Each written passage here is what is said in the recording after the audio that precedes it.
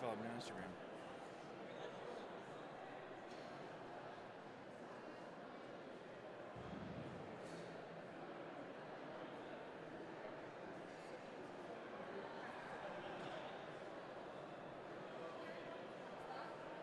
What? Yeah.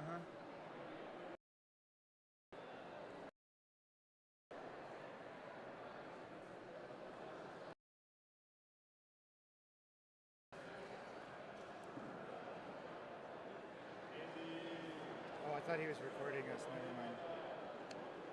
You missed your shot. They're getting.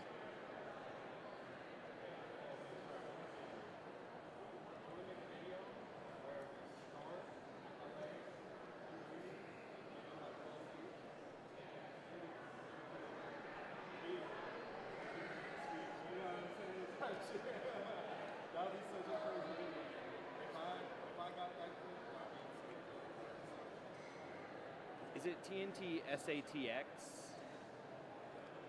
Sorry, I don't know what you're referring to. Sorry, I guess I wasn't asking you. My bad. My bad, bro. I was just talking out loud. I don't know what that means. How would you either. say this? He's from San Antonio, right? So it's TNT SATX or TNT San.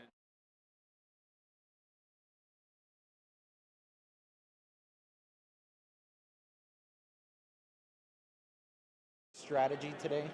Like for some reason when I saw this, Myself. Yourself. What kind of pours did you submit? Did you submit some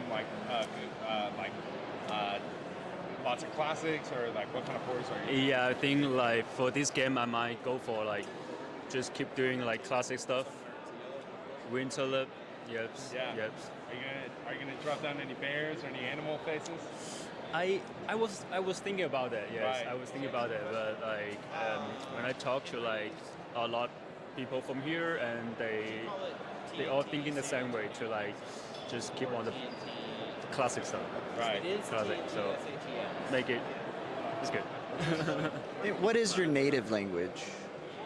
Chinese. Chinese. Would you like to say anything to the people in Chinese? If the glove don't fit, you must. Ni hao. There we go. I can translate that. I got you on that one. I'll make Awesome, it subtitles. Another great interview from the legend, Andy. Flip it.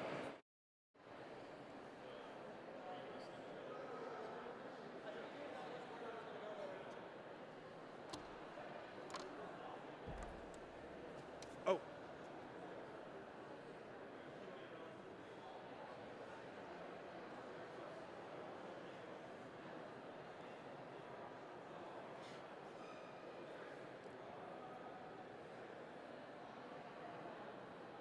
Do you think if I had like my speaker on, it's gonna be picked up by any of these mics? I don't think so. Okay, there's so many. I don't think so. I don't know what's going on over here either. It's all nerdy electronic stuff, but I think you're fine. I didn't know how sensitive some of those things were. I don't have it like too high. And if it is, then Just come tell me. I'll just be like, hey, Are you guys talking about all the free publicity we're giving them? what? Yes. See how I got screwed for the day? Is this bad for you? What? Why? Did they say you can't? They're so full. Where's the notebook? I just gave it to him. They're like literally you can't give a call. No. What? Why didn't you tell us yesterday? No, that's nuts. Printer Dude, paper? this is absurd. Over there, hidden, so that no one takes it. I'm sorry. Like, just do it. Like, That would be like them coming up to us and saying, "Oh, you can't take pictures in here." Actually. oh my Sorry. god, no kidding. Yeah, they're like no glass bottles. I think like how am I supposed to get anything to the city? Like how am I supposed to send it? Is it because they're glass? But it's also because you are free outside. That should have been something that was clear to like. This is part of the deal. Can you do little samples in little paper cups? Where's the market? It looks like people just have water. I'm so sorry. So cool. That's such. I mean, In the I know Llamas that- Oka I pouch, know same how place, to 2 fit it, Sharpies. and Travis had like cups for me, but like we have branded cups, for instance, that I could have been like handing Yeah, out. yeah. That had too much in And it. there's a lot of the way that we're doing this. So I'm like, cool. I have plastic bottles. I wonder if Travis can help you out. I know Travis did what he could. Like, Find them? not. Yeah, that's. Yeah, he did. I'm so He sorry. did what he could by giving Yeah, yeah. I mean, we But I will. brought like 45 cases and expecting like to have like that many bottles. I hate that. Mary, can you take this to the back of that other chair? And is there a, we need a third chair?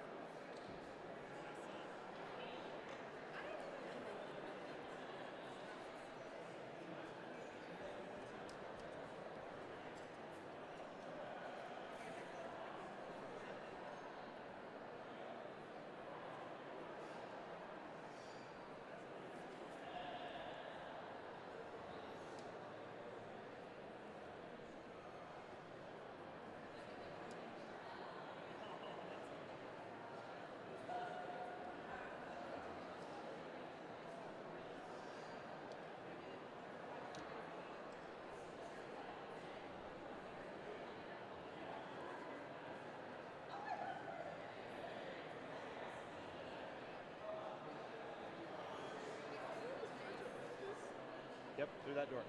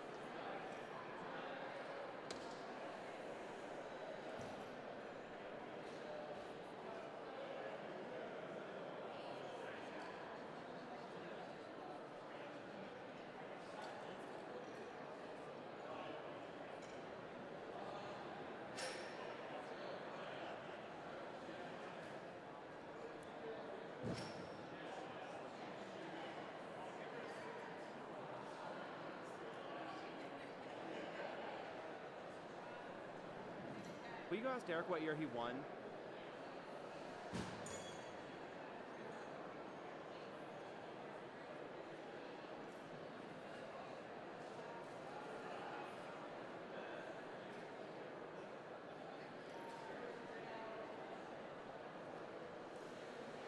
What year did you win? What year did you win? I won the U.S.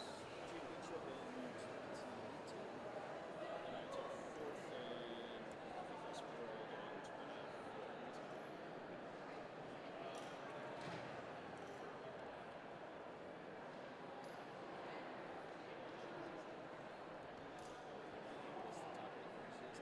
Yep. Okay. Well, I'm not going to put that in here. 2014. Yep. And U.S. in 2016? 2018.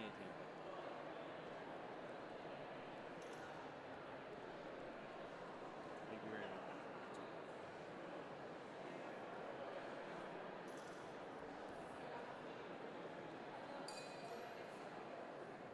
Work to put into this. So, I mean, I don't know.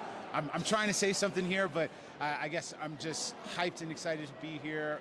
You know, we're coming all the way out from New York, struggling to breathe out here. That is really awesome. You know, the story behind that really that helps people engage. Is there any specific barista you're rooting for today, or someone that you're just excited to see pour? I mean, that's a really good question. I guess I'm rooting for everybody. You know, there's a man of the people. Yeah, there's no root or I guess right or wrong. I guess I do have some of my favorites. For example, Kayla from New Mexico is one of my peoples that I've been rooting for a very long time. So I'd obviously love to see her get up there. We do have former champs out here, Nicholas, Maddy, as well as Prov. So, you know, the champs are here. You know, we're definitely going to be talking to them. They're definitely going to be doing stuff. So, I mean, it's strict competition.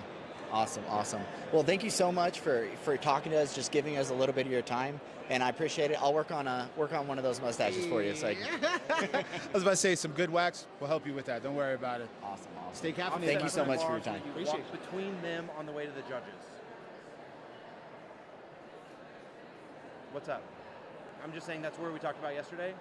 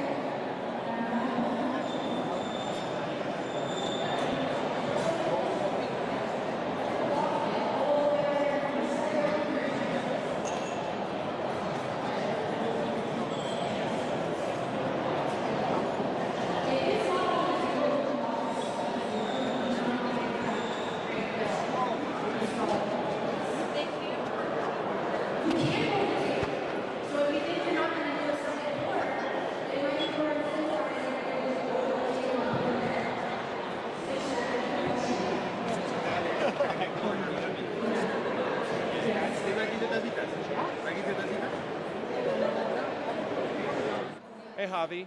I know you got a lot going on. Is this right? It's a competitor. Because I can't figure out like.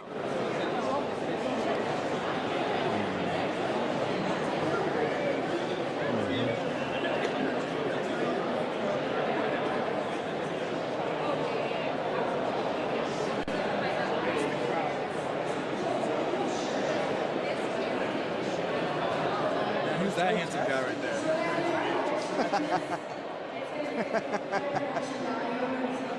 Another classic comment from Jake. We call him Jake and Boots.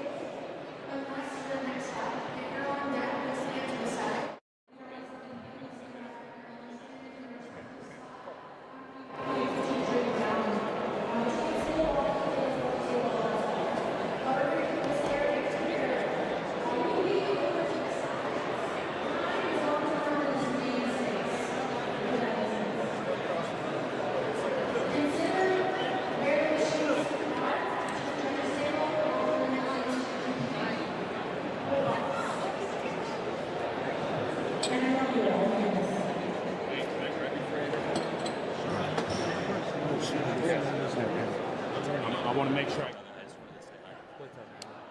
It's like the only thing. And declining that interview. I know. Everything else, you could use it for everything. I know. Except It's really for not. spreadsheets. It's really not that user friendly. No, spreadsheets is impossible. All right, cool. I'm gonna send you this. Cool. Can I airdrop this to you? I guess. Copy. Yep. Airdrop on. Oh, let's do this. Go here. Oh wait, hold on. Sorry. That's the record button. Go to your wipe out. Hold on. Let me fix something real quick.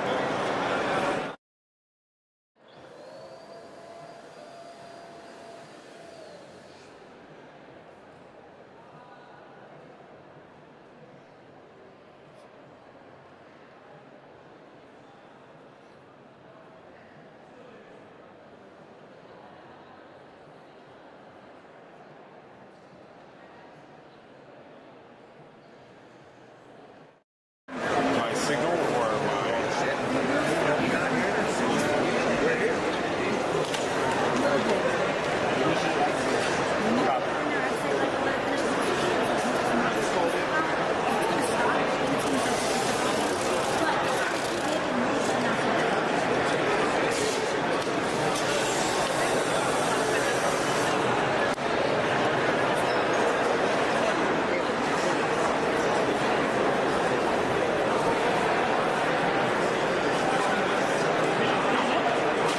you're gonna be on. Absolutely locked in.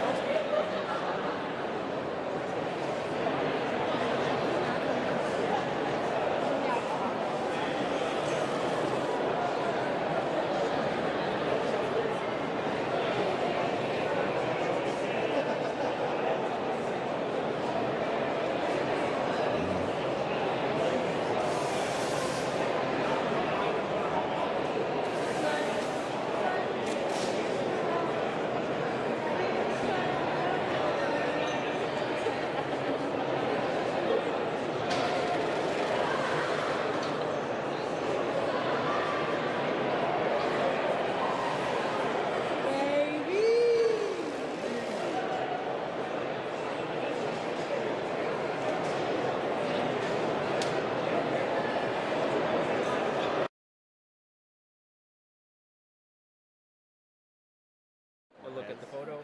Take a picture. We'll keep it off the camera though. Yeah, keep it off the camera. If their phones are probably all gonna lock, so we'll like let's do just have to be like good about being like unlock your phone. Yeah. Do you know where I can find 3 pens for the judges to write down their notes in their? Yes. Ask Joseph. He should have. Rachel, I'm sure. Marquez. Is that Mark? Do you know? Marquez.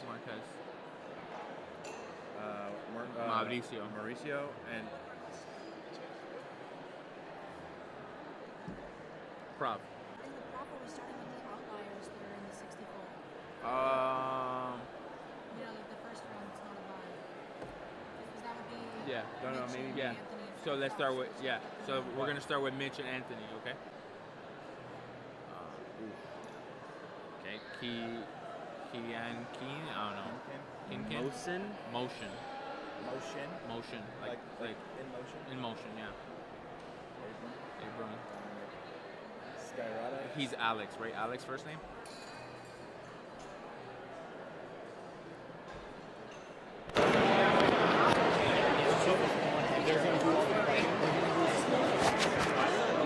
Ooh, sorry. Welcome, we are about to get this competition up and going. Can I please have my esteemed judges to the table? Our head judge is Emily Grant, Mr. Derek Wessels, and Senor Henry Barrios. There you have it, ladies and gentlemen, announcing the judges moving to their tables.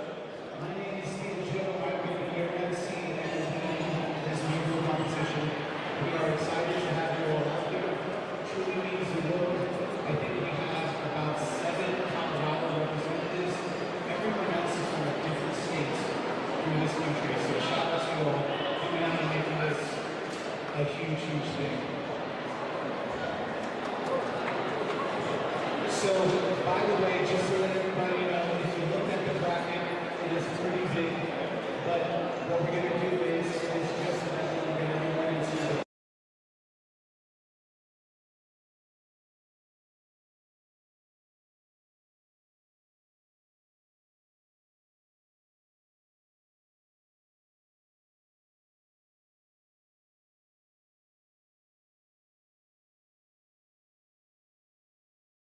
Based on it is on a Wi-Fi network.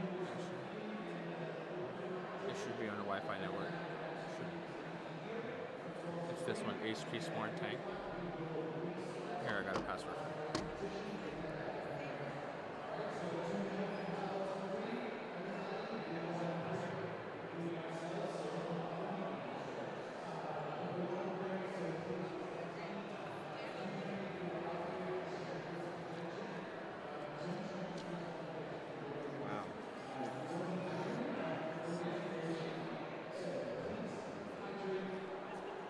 actually, you know what?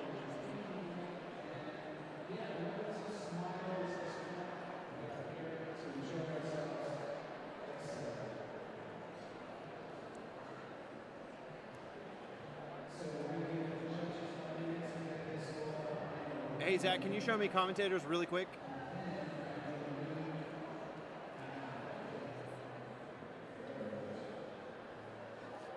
The chairs are going to be centered, right? Like, Yeah. You want left or right? Whichever left or right you say? Like left seat or right seat? Great, thank you. I'll get right.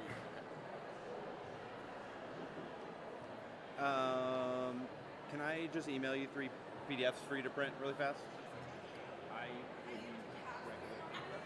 We have regular paper to print. I get it back.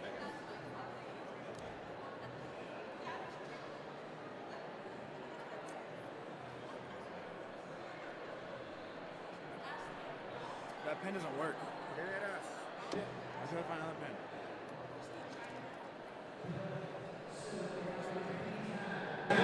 Mitchell and Anthony. Mitchell and Anthony, who is our first competitors to the machine. By the way, if you are curious, these beautiful, gorgeous machines right here, the RMDs, are what we're going to be using today. Not only are we over everything on how it works, we do need help. Let's get some help. We might need that. Anyone have a cow available?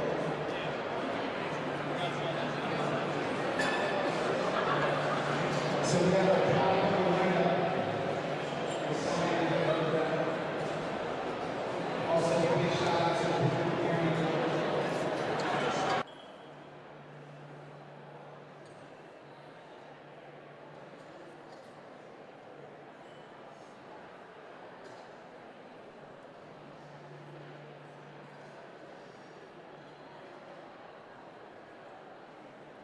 When you're, if I'm talking, is it going to cut over your recording?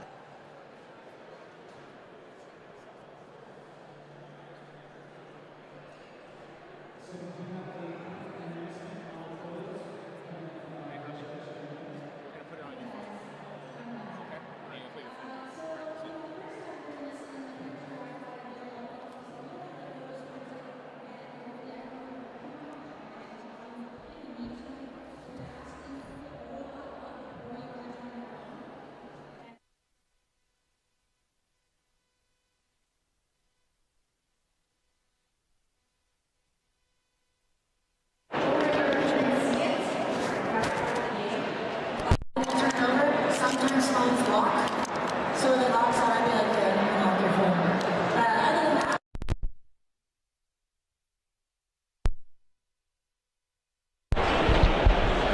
Sorry, I couldn't get the Yu-Gi-Oh sleeve cards for your cards. Well, just know this is how something starts. It begins with an idea, we perfect it, and that way for year 2, it just gets that much better. All right, so without further ado, can I please have Mitchell and Anthony to present your pictures to our judges? Check. Am I coming through? And good luck.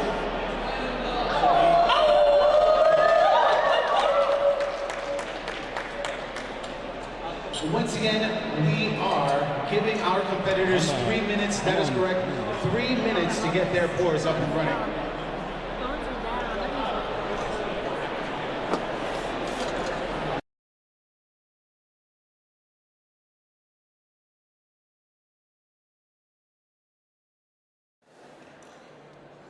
What's up, everybody? We are here in Denver, Colorado. I am your co-host, Life Bahavi, and we have a special guest here. If you'd like to introduce yourself. Yes, Jacob. My name is Jacob. I am an espresso technician and barista out of Arkansas. I'm real excited to be here. Real excited to see these competitors. Looking like a lot of good stuff going on here. So, really excited to see what we're gonna see. Yeah. So, just to let everybody know, just some of the rules to catch them up.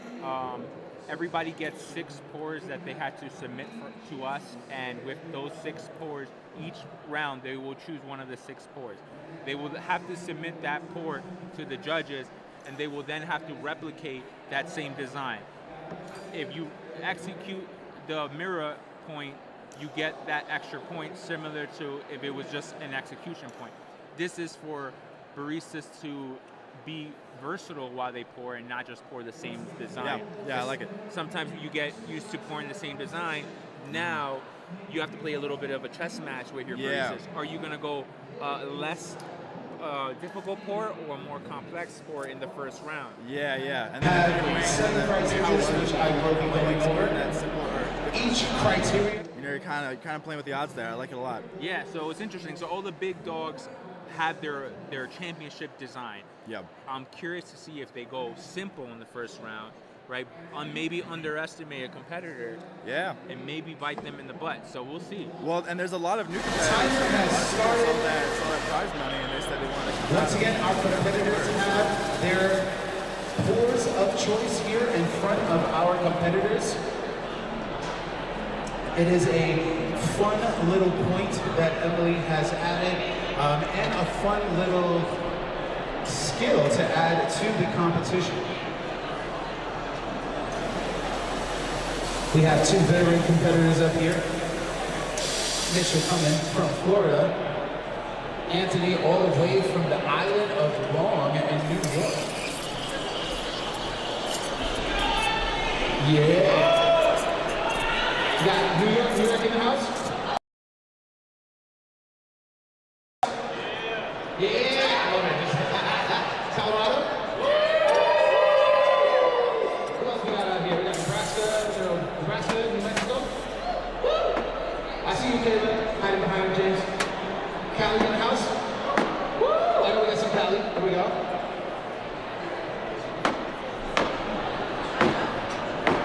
Once again, this is a timed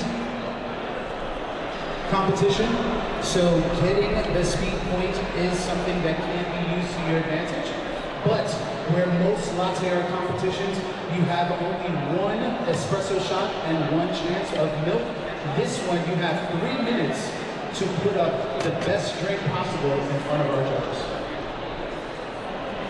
Right now, we have 1 minute and 25 seconds left.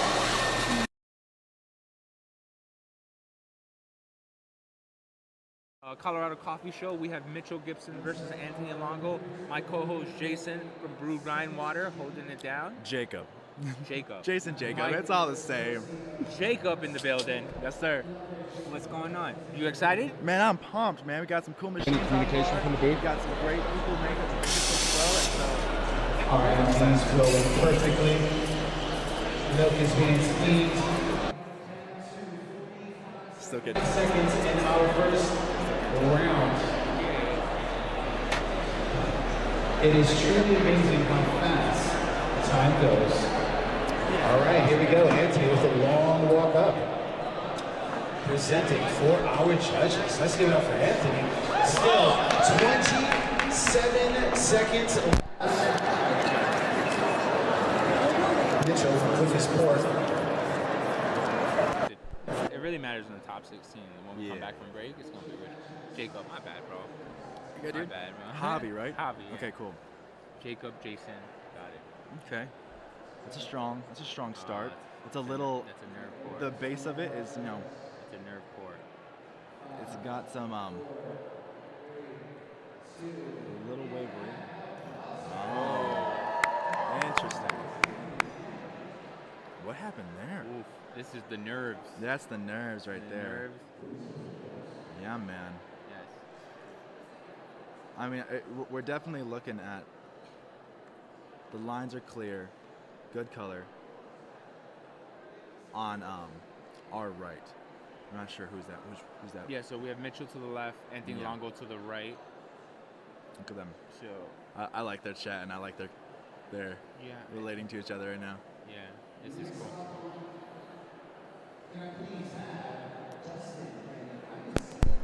Good, man.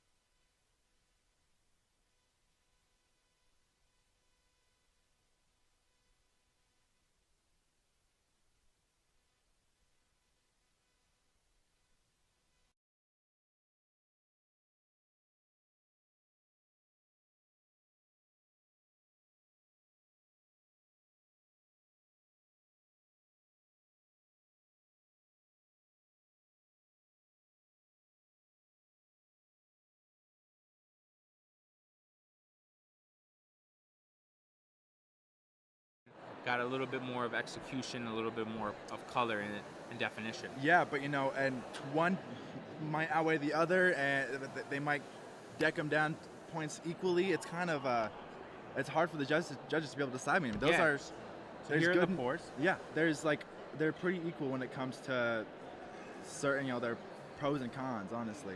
Absolutely. So we have Anthony Longo to your right and Mitchell Gibson to your left. It looks like a little washout on the bottom base on Mitchell Gibson, but a nice little colorful heart on top. You got good pull through. But look, Anthony Longo, full base wrapped, maybe a little hit on the base on the left side, but you can see the pour clear with that speed point, Jacob. Yeah. I think my vote goes to Anthony Longo. Yeah. I'm curious what the judges are saying, what they're thinking, but yeah, absolutely. I definitely see where both are pretty valid. Yeah, a little underfill on Mitchell Gibson's pour. Yeah. That is going to be a point. So we will see.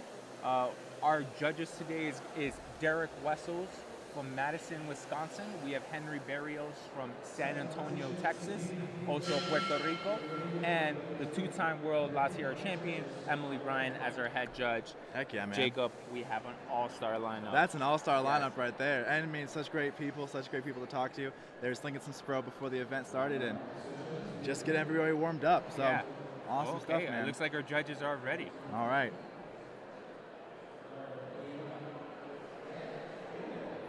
Some anxiety built up. You can kind of see them. Yeah, the shoulders are a little.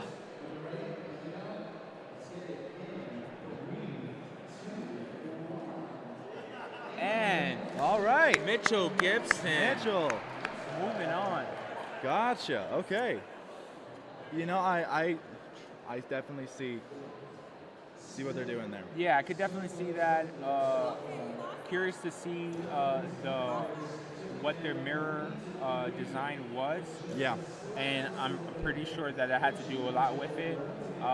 In some ways, the camera doesn't tell the true art of what's down there. That's true. Jacob. Absolutely. So these championship judges know better than we do. We're just giving you guys the play-by-play. So up next, Jacob, we have Dustin versus Haya. Heck yeah, man. Yes. Haya, representative of Coffee Projects New York, back in New York City. A tough.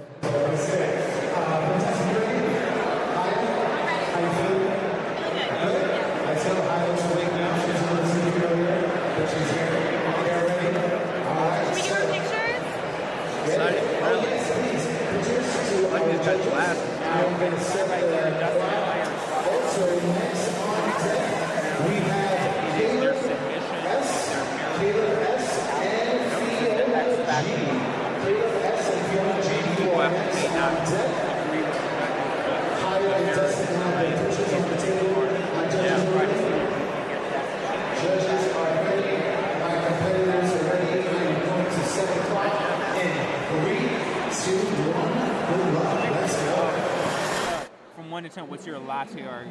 Oh man, you know, funny. Emily and I just had a little throwdown, and I kind of over exaggerated my skill because I didn't want to let her think that she totally had it, even though she did. But thankfully she had a little bit of a spill, and I poured just a little wing to it, a little wing, and then another drop, and it was cute, but still didn't quite beat hers. Even though she had a spill, I would rate mine about. We're looking at a 5. 5. Yeah. Okay. Yeah. You know, I can turn a wrench, and I can plug up a pump. But you know, we'll leave it for the professionals. Yeah, leave it for the professionals. I know when I see it. You know, I know it's good. How about you? The furthest I ever gotten was. No kidding. Congratulations. Thank you. I mean, hey, I think it's ridiculous.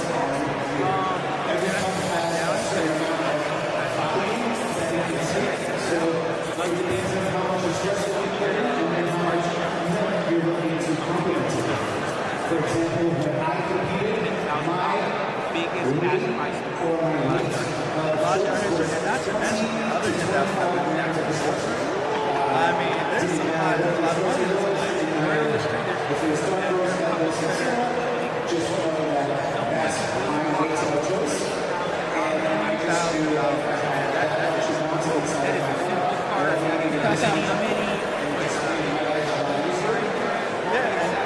like you say, this is ridiculous. This goes straight to check out.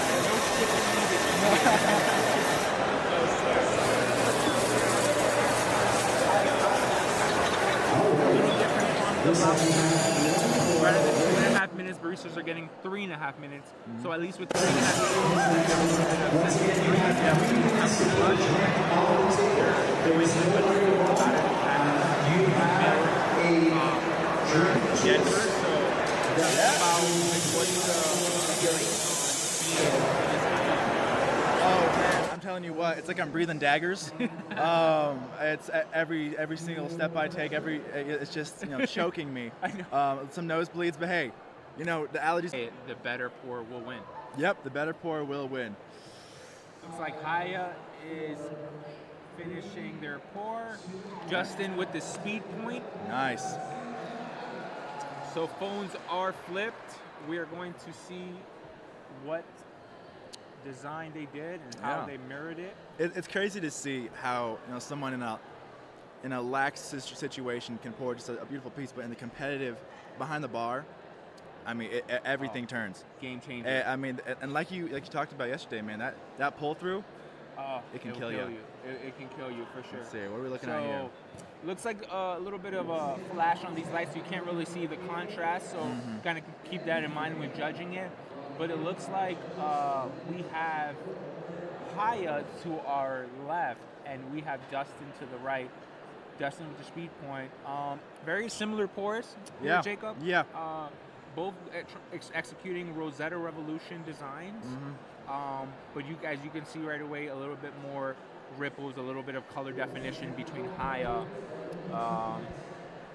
where Dustin's a little bit mushed up together. Yeah. I mean, and we're kind of looking at the symmetry isn't the best on our left. Is that Dustin? Yeah. Dustin, it's kind of bent up a little bit more on the left side, but definitely some more definition. Yeah, it looks like our judges are ready.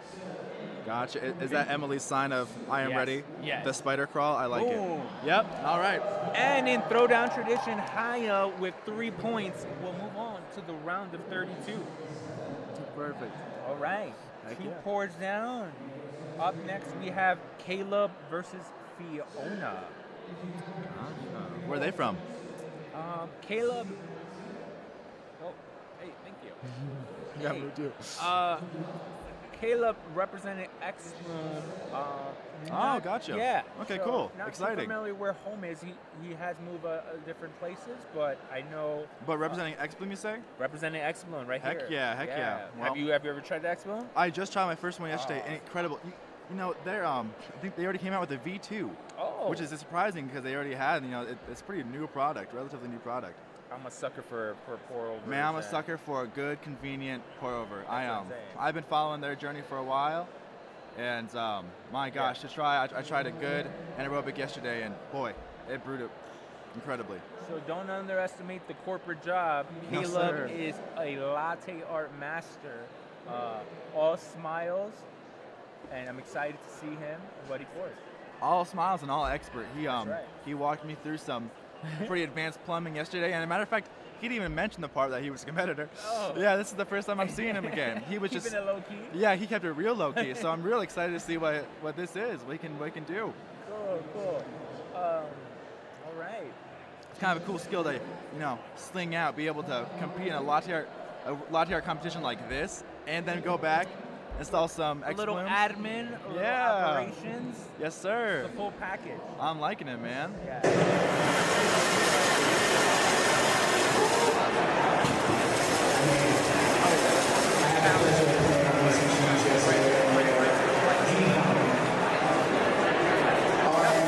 Taking it to another level. Once again, 3 minutes to put a drink on the table. Each competitor chooses a pour that they are looking to repeat to get a. Cool. So, what up, chat? We're gonna get you guys involved. Thank you for tuning in. We are rocking and rolling in the first round. Ben, it is intense, man. This It is, is. I mean, 10,000 on the line. That's no joke. People's lives. People's lives. At least somebody. And in case you're wondering, there is a number of points set to the exact 1 piece, 1 balanced teacher. We also have color, distribution, line clarity, creativity, execution, and of course, presentation.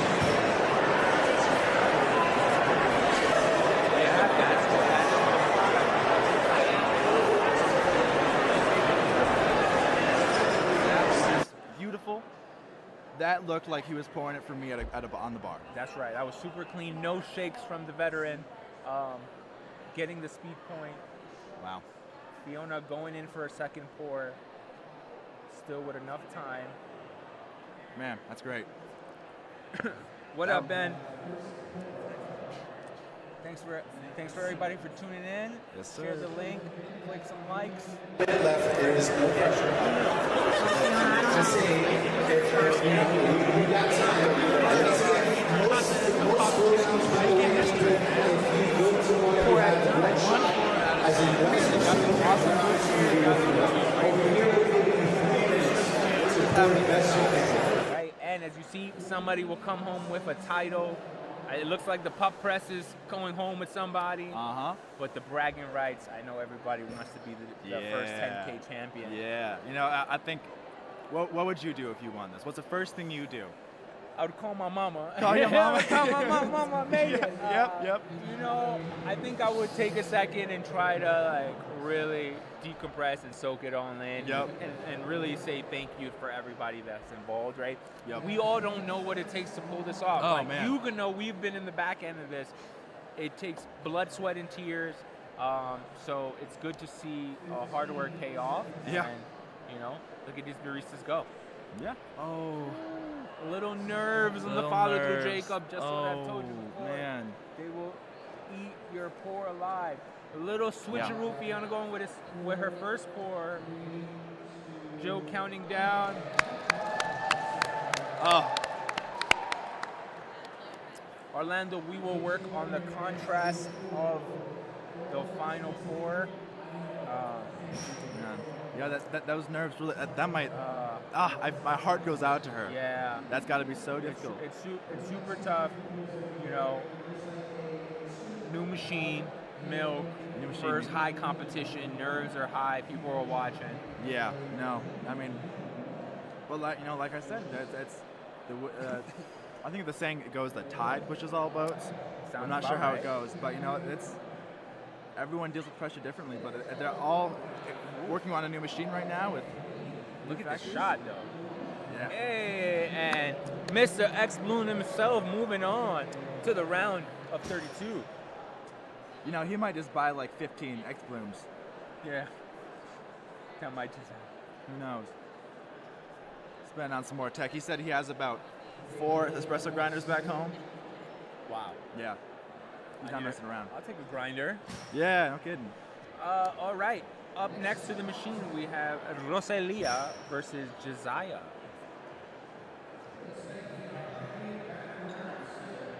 All right. So this will be the last match of the round of 64. Not fully a 64 bracket for our first annual event. However, an epic round of 32 coming in. Yep. Some big names: Nicholas Tanaka, Maddy Andy Wang, Prov, 2-time champion. So many great names. So many people can take it. Yeah, man. So Jacob, is this the first time have you been to a high competitive latte art competition? Yeah. You know, I've been to some local throwdowns. I've actually, funny story. I've been called emergency. We have a throwdown going on, and we need our machine fixed right now. Wow. And so, before the throwdown happened, I was tinkering with the machine, and then I was able just to stay afterwards and hang out. So you were the hero. I wasn't gonna say it myself. Now the heroes wear capes, so that's what they say. You know, some wear coveralls and have steam boil explode on them. But hashtag we need more techs in this country. Please. You know, the techs we love them. They're great. We're having a good time. We just like espresso. We just like espresso. You are in the outside bracket, so you're outside. Like a high competitive event until this one. So I'm really happy that you're here to kind of guide me through some of these competitors that you've seen for a long time. Absolutely. And I'm excited to kind of see. I see everyone as pretty much equal because I haven't been able to see them over the years, and so they're all new faces to me. Well, they're all capable of beating each other. That's what makes it great, right? They're all experienced, they're all talented, but will the air quality, will the being in a new machine, new area, 10K on the line make a difference in these competitors? I'm just loving these shots, though. I know. Money it's shots. just money shots Look at these everywhere. titles. So we're going to let our competitors set up. But for all of our competitors, if anyone is looking, we have a live stream on the side where our good friend Kayla presents. So Kayla is going to be interviewing you first your course. So if anybody wants to say a few words, give some shout-outs after your report, please stop by. Seriously, Kayla, he's got some really great questions. And he's just the biggest sweetheart. Just look at that face. Come on. But next up, Josiah and Roselia, they both have headphones in the ear. They are, seems like they're ready to go. Josiah is good. Roselia, you good? All right, judges, are we good? We got pictures.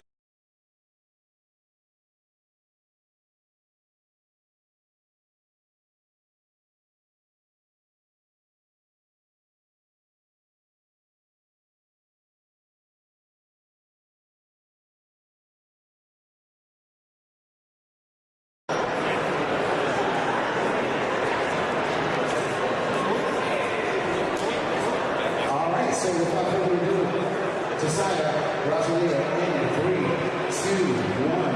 Let's get it. 3 minutes on the clock. How many drinks will you make? I mean, honestly, even with 3 minutes, 2 drinks is probably the max that you are going to be able to put out. But in 3-minute competitions of New York, there was one who actually put out 3 in less than 3 minutes. Still had 5 seconds to sit there and figure out what was going to action. Once again, it can take 45 seconds to a minute to make a drink. You have 3. Which one are you going to choose?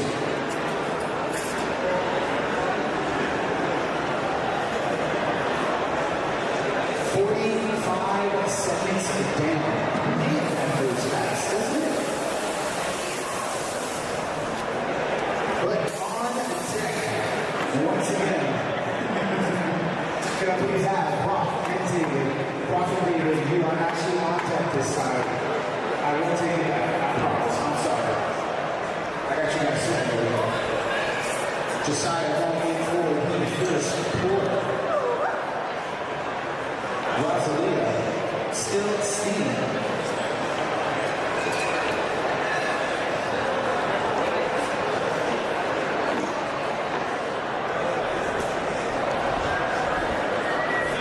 Once again.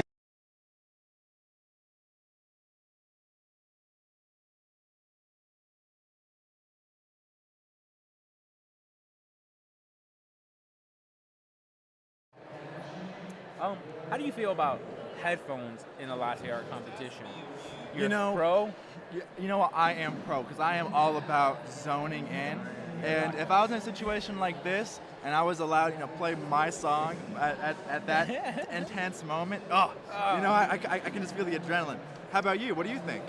So I'm indifferent because at first I would do it, and then I one time had my headphones on and I could not hear the steam one. No kidding. How'd that go? What happened, man? A little bit too much air for me, and that's all she wrote. 45 seconds. Once again, shout out to our sponsors.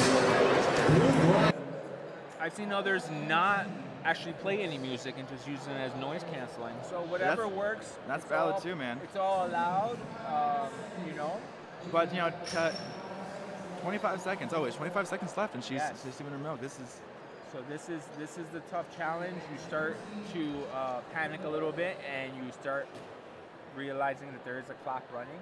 Yeah, I mean that time flies by fast. Super fast. But you do get to do at least 2 pours. Yeah. Hopefully. Oh man. Take your time. You're good. 10 seconds.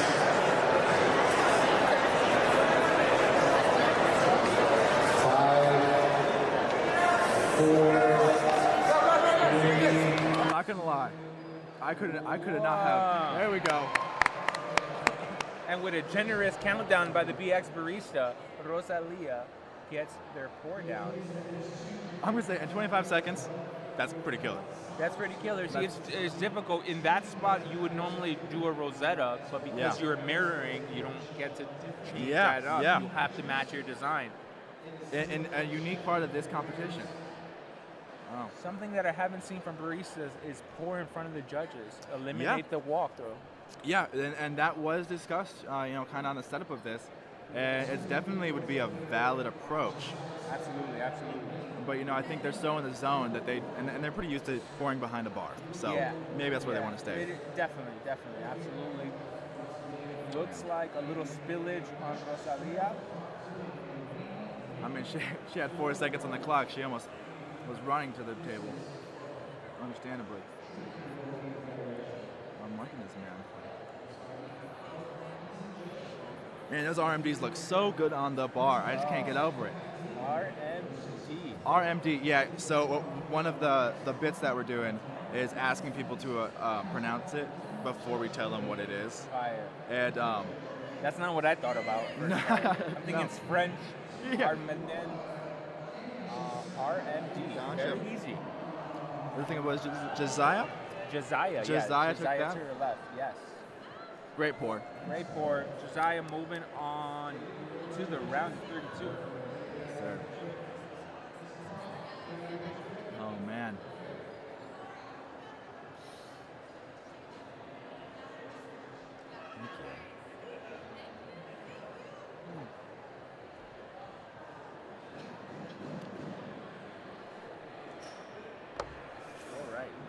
So we are beginning the round of 32, ladies and gentlemen. We have Prov, we have David. So right now we are down to 5 pours. Yep. Jacob. So they have to first submit their design, and they have to replicate it. Prov, probably the most experienced competitor, or one of the most experienced competitors in this bracket. Mm-hmm. One of the favorites to take it off. Yeah. Going against him would be, I could feel the anxiety, man. Yeah, it is not easy. Prov with 2 championships in the last few years. Yes, but sir. the competition's only gotten better, Jacob. Yep. There's assassins everywhere, and it's usually the quiet ones. Yeah, that's why I'm excited to see kind of who comes out of the woodworks, man. All right. We got fans in the chat for David. Let's get it. You looking to get a water, man? I might go get us some Topo Chicos. Heck yeah, I'll I'll be right back. Thank you. Cool. I'll hold it down. David, Prov, who will win? So obviously it wasn't working for him to try to cut back to you guys. He's going to put your audio live at all times. He said it was already on all. Oh, okay. Yeah. He said that we had our live on. Okay. Yeah, so we're just doing voiceover. So obviously talk when it's important, but if you want to at least give him like a few minutes here and there of silence to cut to other stuff, just to pace it out a little bit. If there's nothing going on, don't feel the need to necessarily fill it up all the time. It's okay to have a few minutes here and there of just like dead air. You prefer silence? Yeah, if there's nothing going on and you have something you want to talk about, I'm not saying don't ever talk, but give us a few minutes here and there of just silence for him to get some different shots to just chill out the energy a little bit and then pick it up again. Gotcha.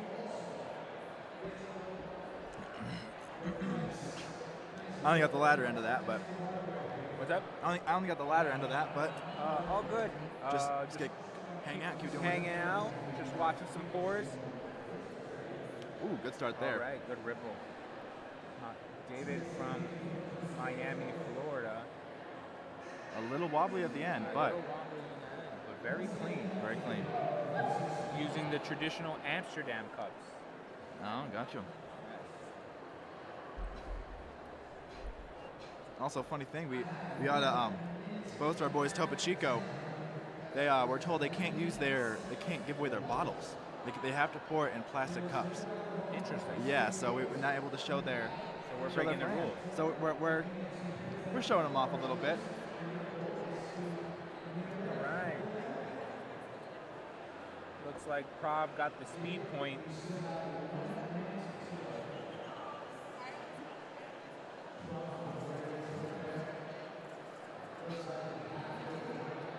He's looking relieved. He's just looking relieved to have that pour done. Mm-hmm.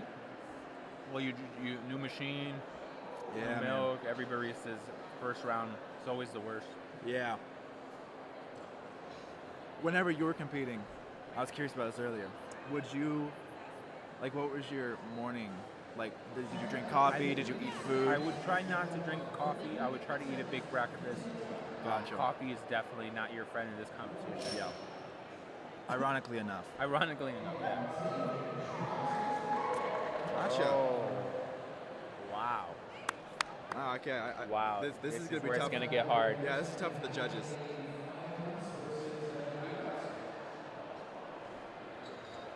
We're looking at that kind of bleed out on the bottom right of the drink on the left. But some real good definition. Yes. Good definition from David. A little bit centered, nice and center by Prov. Oh man. Have you noticed this Amsterdam blue purple cup that we have on the right has been very popular in the last year scene. So oh yeah. A lot of competitors are using this cup, which is really only $5 on Amazon, which is pretty cool. Pretty good. We gotta put an affiliate link. We didn't get that affiliate. Sure. Man, these decisions all day got to be so tolling on the judges. Oh man, it's only gonna get worse. I know. Exactly, man.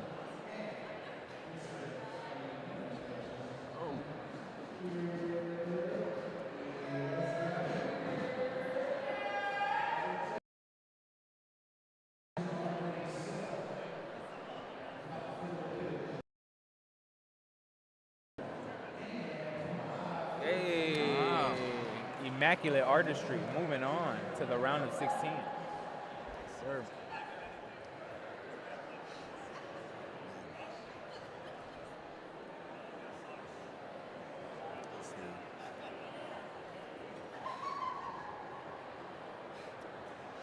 Thank you, Ben. I appreciate you sticking with us. Ben's actually BGW's founder's brother. Hey. Yep, and so I don't know where he is right now, but he's been helping us with all sorts of stuff that we've been doing. I don't even know how much he does behind the scenes, but We appreciate you, Ben. we appreciate you, man. We appreciate you being here with us too. Wish you could be with us in person, but hey, I get how it goes.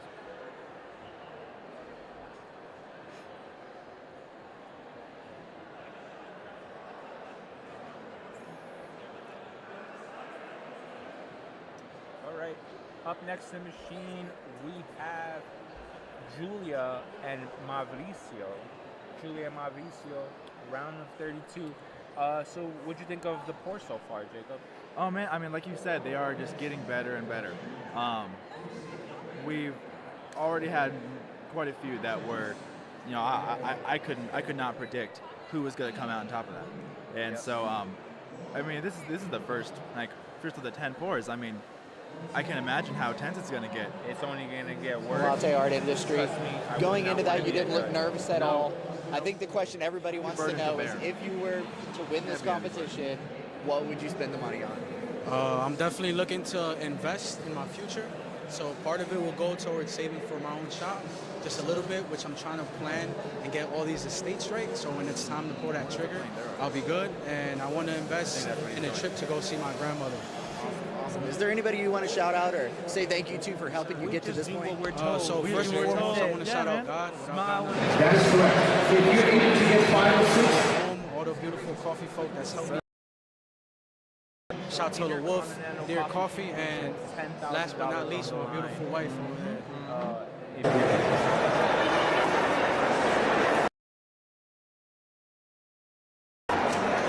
welcome to Colorado Coffee Show.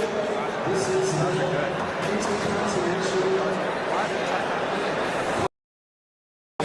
We're excited to have you all here. For all of those who are fans of cold brew, tune in to coffee to meet a quick break, and our cold competition will start from 12 to 3. And at 3 o'clock, we shall return to create the end of our latte art GP. Winner taking home $10,000.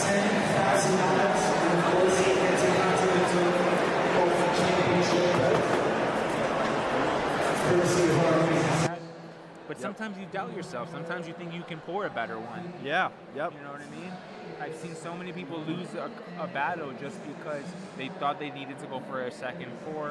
And then you're playing with that time. You're playing with that time. Yeah. That's right. And when it's close, speed point matters. Yes, it does. No kidding. But that was a great pour from him, and Yeah, I mean, I don't know if you saw, but right before he got the milk in hand, espresso, and he took a deep breath and then went into it. It was and he made a great design. But he's going for another one, and excited to see Julia this. looking to sneak that speed point down with our traditional Rosettas. Well done, Julia.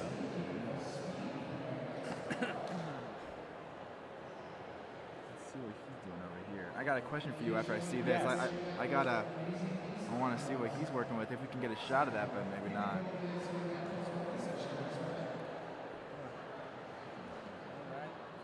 Mauricio is deciding which one. I Looks like he gotcha. likes his first one, but Oh. to be honest with you, I like his first one, but he's bringing them both. Oh, a spillage. Well, that might make the decision for him. Yep. Man, All right. Yeah. I think both were valid. both are valid. As you see in Mauricio's pour on the left, you have a wing 2 with Julia on the right with a Rosetta. It looks like the espresso may have gotten the best of her. Maybe, yeah. But my question, and this might seem a little simpleton, but Never. you know, I've never been told why you steam the milk in one pitcher and go to another. Could you explain that for me? Yeah, very good question. So if you ever see baristas transferring, it's what we call transferring the latte art scene. It's because normally you want to thin out your milk even more. So when you transfer it, you're, in a sense, helping the foam and milk mix in a little bit better. I got So you. if you, let's say you aerate a little bit extra and you're trying to get a little bit more of that silkier touch, a little flat white, as we say, you're going to want to transfer. So some people will steam in purpose to then transfer it over. I gotcha. Okay. All right. But awesome. it is a little risky. You are spending more time on the pour. Yeah. So time can be a factor when transferring. Yep. Yeah. Oh, gotcha. You know, I've always wondered that. I've never asked, but I thought, why not better time than right now? Live with all these people. Heck yeah. Yes. Let's all learn. So Julia, Mauricio are waiting their judgment by our wonderful judges. Heavy. Up next, we have Kayla and Rachel up to the machine. Our judges are ready. Let's see what's going on. Mauricio. Mauricio goes through. Mauricio coming through. He's sporting y'all out with his shirt. Yeah, Espresso to State of representing. Mind. I'll take the plug. Yes, sir. Should have hooked someone up with a BGW shirt. My gosh. Yeah. We'll get you a little Esam shirt before we yeah. all go. You know, Yes, sir. get repping. We do like the soccer players and switch shirts. Yep, You know what I'm yep, saying? that's what I'm thinking. That's what we do. Like it. Well done, baristas.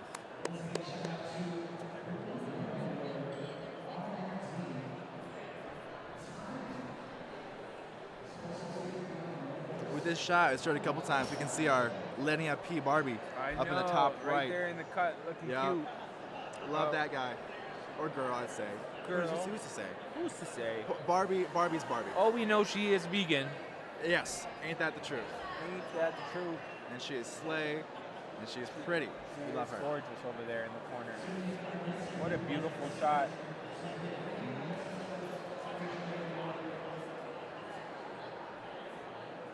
And we would have the P. Barbie hooked up, but the pressure release valve isn't quite there. So in the situation where something would overheat, it wouldn't be able to properly let go of that, which is kind of an issue. We don't want any exploding boilers during competition. She's cute as it is right there. Exactly. I know anybody would be very appreciated to take her home. Absolutely, yeah. I think somewhere she fits the vibe just right. Yes. All right. So Caleb and Rachel up next. We're in the round of 32 here in Denver.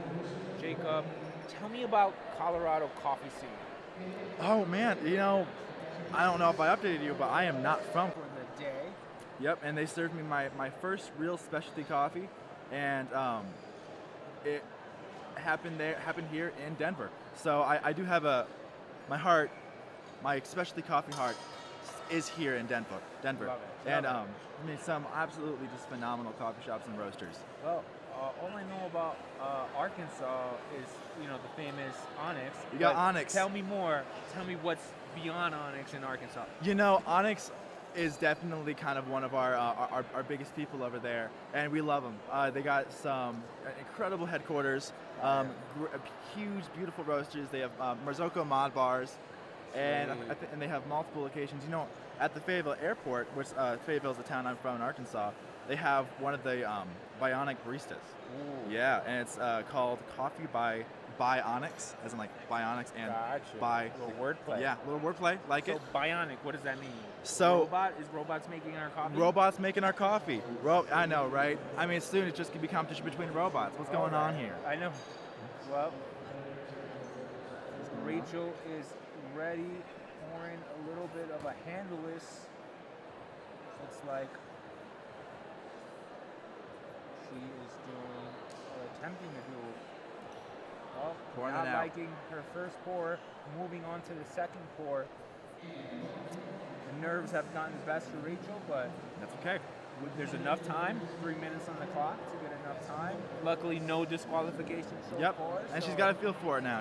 It's like you said, maybe kind of once they dial in with the milk and the espresso and all that, they kind of have a better feel for it. For sure. I'm sure everybody's joyful to pour twice. Yeah, no kidding. Especially on that first round, man. Can't believe it. Man, it's brutal. But yeah, Arkansas is it's up and coming. It's up and coming with some of the roasteries and coffee shops there, but it's small and heartfelt. And I mean, New York needs no introduction. I mean, it's New York. It's the good, the bad, the ugly, Good, bad, the all ugly. in between. You get it all in New York. Whatever flavor you like, whatever roast style you like, and Yeah. whatever roast date you wanted. Yeah. You can Yep. see it in New York City. How degassed you want it, you can get it. That's right. No, but a lot of cool shops have been opening up in New York. The Percent Arabica crew has been nice, amazing shop called Watch House, pretty cool watch out for that. And then our home base, which is Chateau Le Wolf. Quick plug. Quick plug.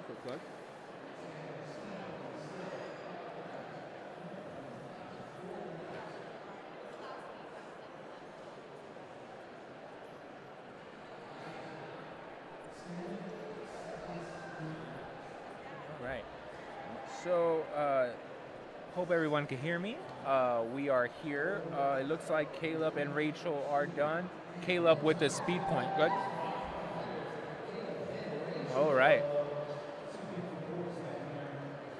Beautiful pours. Look what the chat is saying.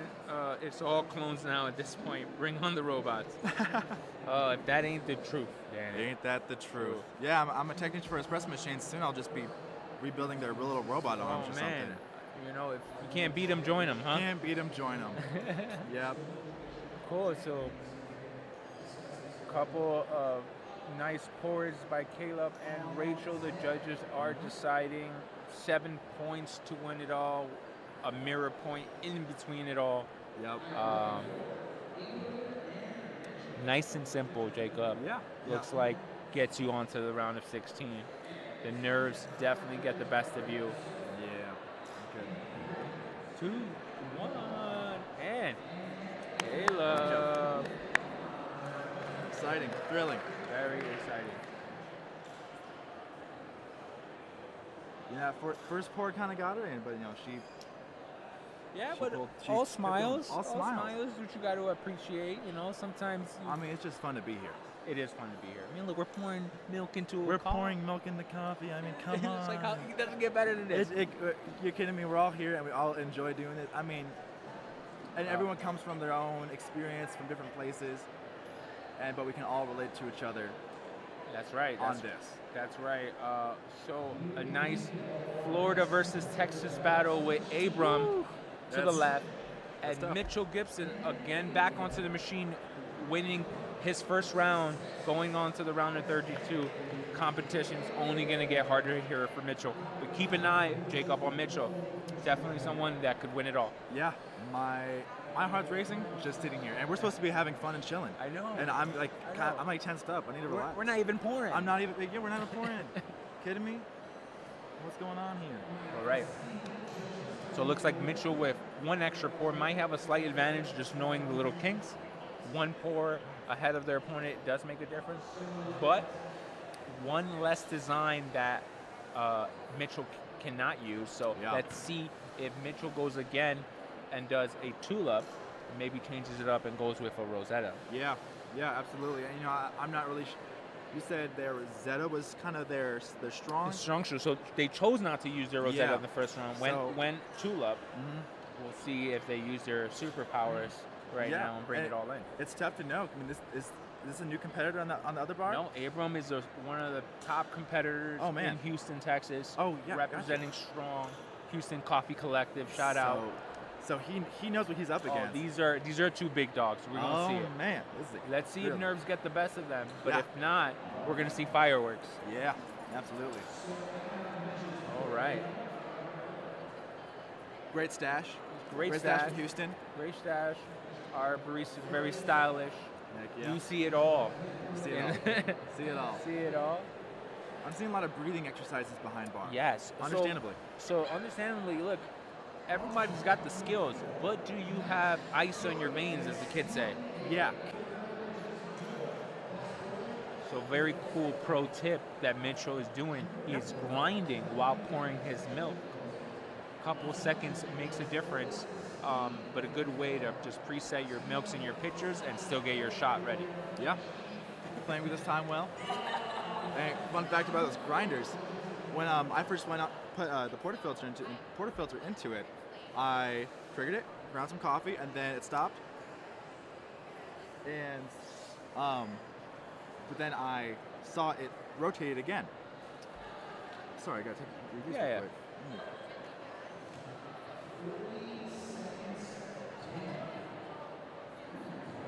Gotcha. Cool. So the audience wants to see a little bit of a breakdown of the pours. Yeah. So Jacob, I will walk you through base by base. So when it becomes such a tight battle, you have to judge it by every drop. Yeah, absolutely. So we will see. Yeah, I'm excited. With your experience in this, I'm excited to see kind of what you are able to pick out of these really fine pours. Big oof, and there it is, his signature Rosetta. But is he happy with it? It looks a little bit light in the milk steam, Jacob. So definitely gonna go for a second pour. But he was able to keep it all together, but definitely losing some contrast points. So I'm curious to see if he has another one in him. Yeah, he knows he can do better. But now he is sacrificing the speed point and giving it to Abram to see if Abram will do and take advantage. Man, tough decisions. Super tough decision. This is a chess match as we get deeper into this competition. Cool. 1 minute left. No pours have been submitted by either competitor. It's interesting to see when someone's competing against somebody else, whether they decide to get that speed point or go for complexity. Exactly. And I can see both of them wanting to out-complex the other.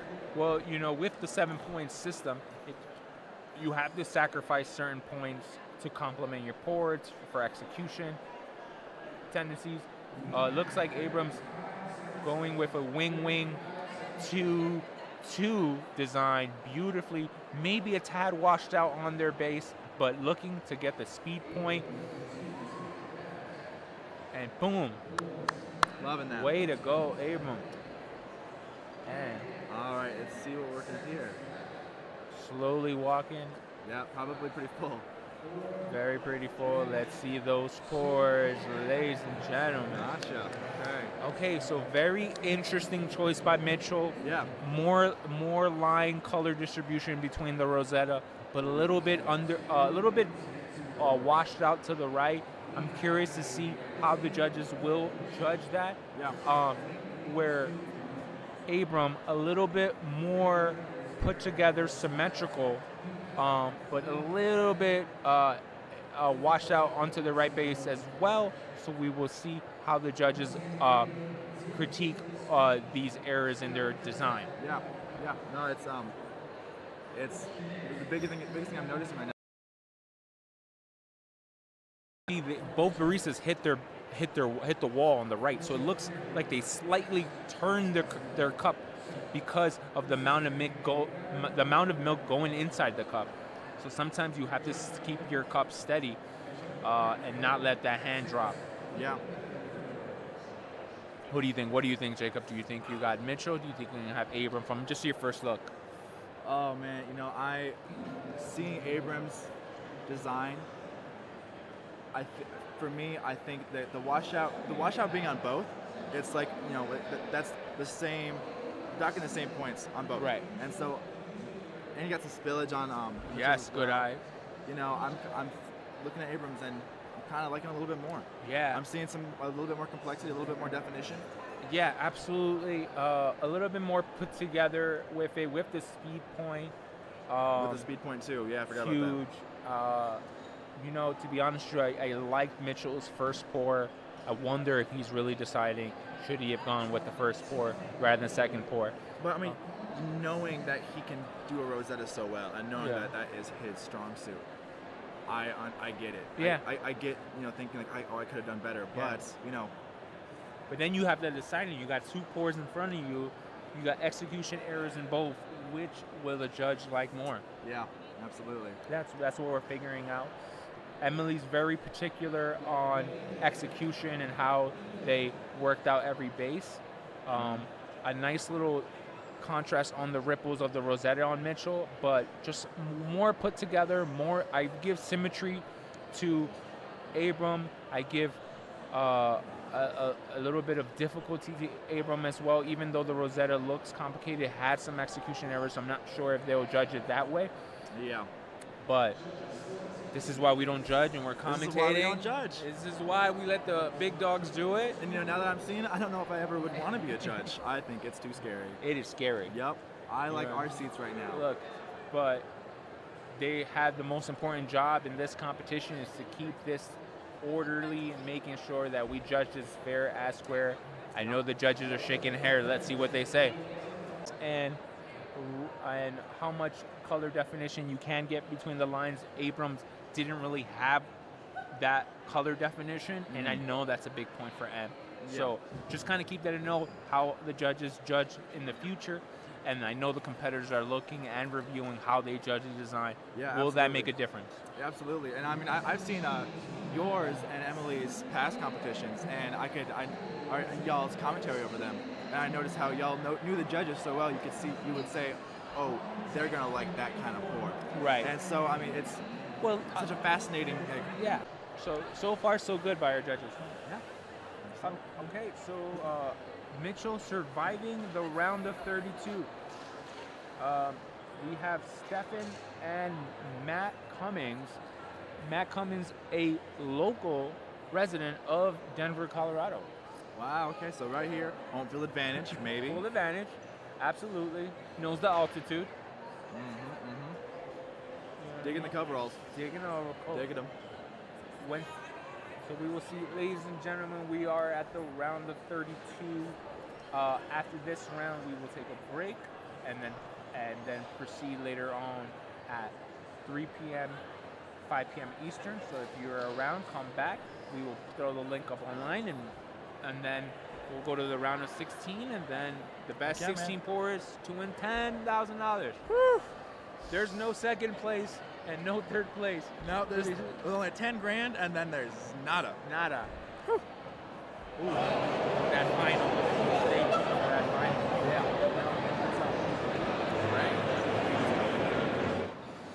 Ooh, look at the breathing. Yep, more breathing exercises. I'm telling you, I know I'd be up there too. Deep breaths, deep breaths. Check 1, 2. Get it. I put nothing. Hello, mic check. You got me live?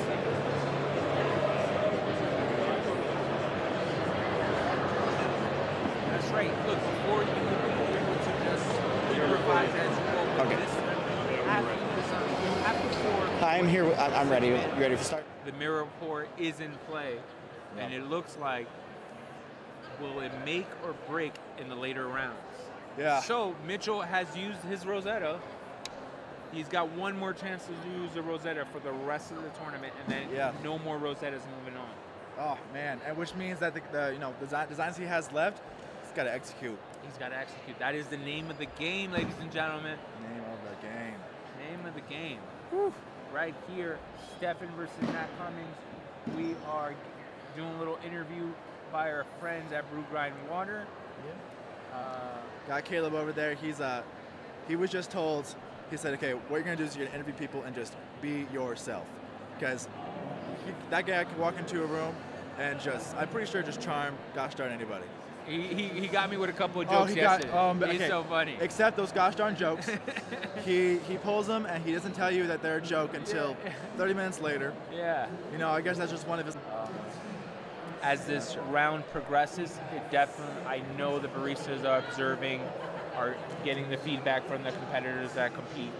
What do you think? Would you prefer to go first, or would you prefer to go last? Or maybe in between? Oh man, you know, I think if I'm competing, when I have competed in the past and anything else, the sooner I can get it over with, the better.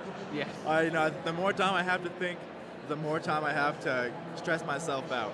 So I think kind of getting that, best case scenario, winning quicker is the goal. But how about you? What's kind of your approach? I like in between, in the middle. I like to see what people are doing, see how that steam one's treating people, how that espresso is coming out. Yeah, I mean, it's no point stock for asking a question like, hey. No, not at all. How'd that machine steam? Or yeah. Look at that beautiful what I'm seeing there. My wing gosh. ripple 1-1, nice and simple tool up. I love the simplicity. Absolutely. Very well executed by Matt Cummings. That's going to be hard to beat. That is going to be very hard to beat. Especially like whenever it's symmetrical and the wraparound is equal. It's symmetrical. It's good. Well said. So and it's just very pleasing, aesthetically pleasing. As I say, wings up.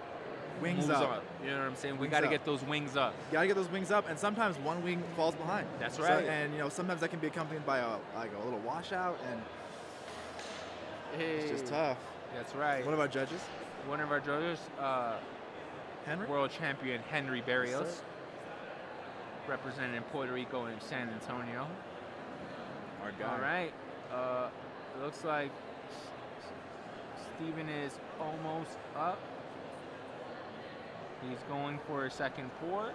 We will see. Oh, man. Let's get it. Up next to the machine, we have DJ representing Lamppost Coffee and Marcus Dukes, a fellow Texas native. A little Texas throwdown up next, Jacob. They go hard in Texas. Yes, they do, I'm sure. And to let everybody know, Houston. I'm hoping to be. We had our booth set up with some RMDs, and so I'm hoping that we can set up another booth, show off some more RMD, and just sling some Spro around. Maybe get some connections. That's right. RMD more events like this, man. RMD being the star of the show over here. Absolutely, and feeling it. There's very few in America right now. Very few RMDs. As of now, BGW is one of the very few distributors of these machines. All right. Let's see what's going on. All right. So it's very similar pours, but a little thin on Stephan's pour. Jacob, it kind of got away from him, but I do like how it's fully centered in the middle. A little wonky on the follow through. Yeah, it's just that shake. It is that shake. That shake, but I mean, that's on our left. That is a clean cut through. Clean cut through by Matt Cummings. Very professional latte artist. Ripple 1-1-1. Nice, clean. Yep. He's playing the game. Yep. He's getting the simple pours out of the way and using those complex pours for the later rounds. Which is great and all, but under that pressure, who knows if you can maintain the complexity if you've been able to pour at other more calmer times. Yep. Who knows? All right. So for my choice, I got Matt Cummings winning all the points here. Go into what the barista's doing. Let's see what's going on here.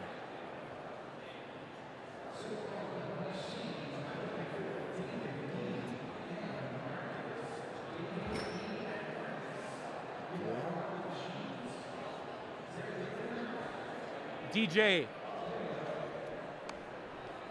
Right. All right, DJ. That's your boy, isn't it? That's my boy from Lamppost. That's your boy. DJ versus Marcus Dukes. These baristas have faced each other before. They're very familiar, supporting. You know, I'm a little jealous. I think last time in Louisiana, you and Emily had like the soundboard or something. We did have a soundboard. Yeah, come on, we weren't hooked up with the soundboard. Something we could work on for next year. Yep. Get a full sound system going. Full sound system, sound effects. Yes, sir. Heavy hitters here, That's man. right. And again, as I mentioned before, the signature Amsterdam Cup once again making an appearance. Telling you what, man. Yes. It's around. It is around. You know what I'm saying? So usually as the kids say, the meta in latte art is Yeah, the Amsterdam, the Amsterdam Cup with the slow pour white spout pitcher. Or what kind of style do you like in pitchers? You know, I learned on what everybody else learned on, just the old handle grab, and that's how I've always rolled. Yeah. But I mean, it's been so long since I actively was really hitting up latte art. We're gonna have to change that for the next one. Gonna have to change it. Yeah, you know, I dialed in this bro, made some cortados on these bars earlier. Cool. But that's what matters. That's what matters, and you know, quality.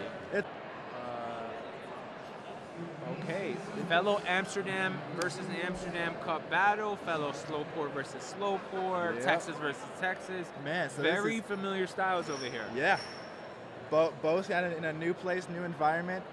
Get a little bit of spillage. He's good. He's good. He's good. Little nerves on the swirl. Yeah, he's got it. Marcus with the. And he was impressed that even with the time, you know, being limited, that every single time the barista always wipes the steam wand. That's no right. matter what. No matter what. No matter what. It is mandatory. Mandatory, which is funny. I've seen baristas almost disqualified because they choose to clean their steam one. More power to you. More power to you. You know what? I support it. When I become a judge, we're gonna look at it. I'm gonna get a low key judge that.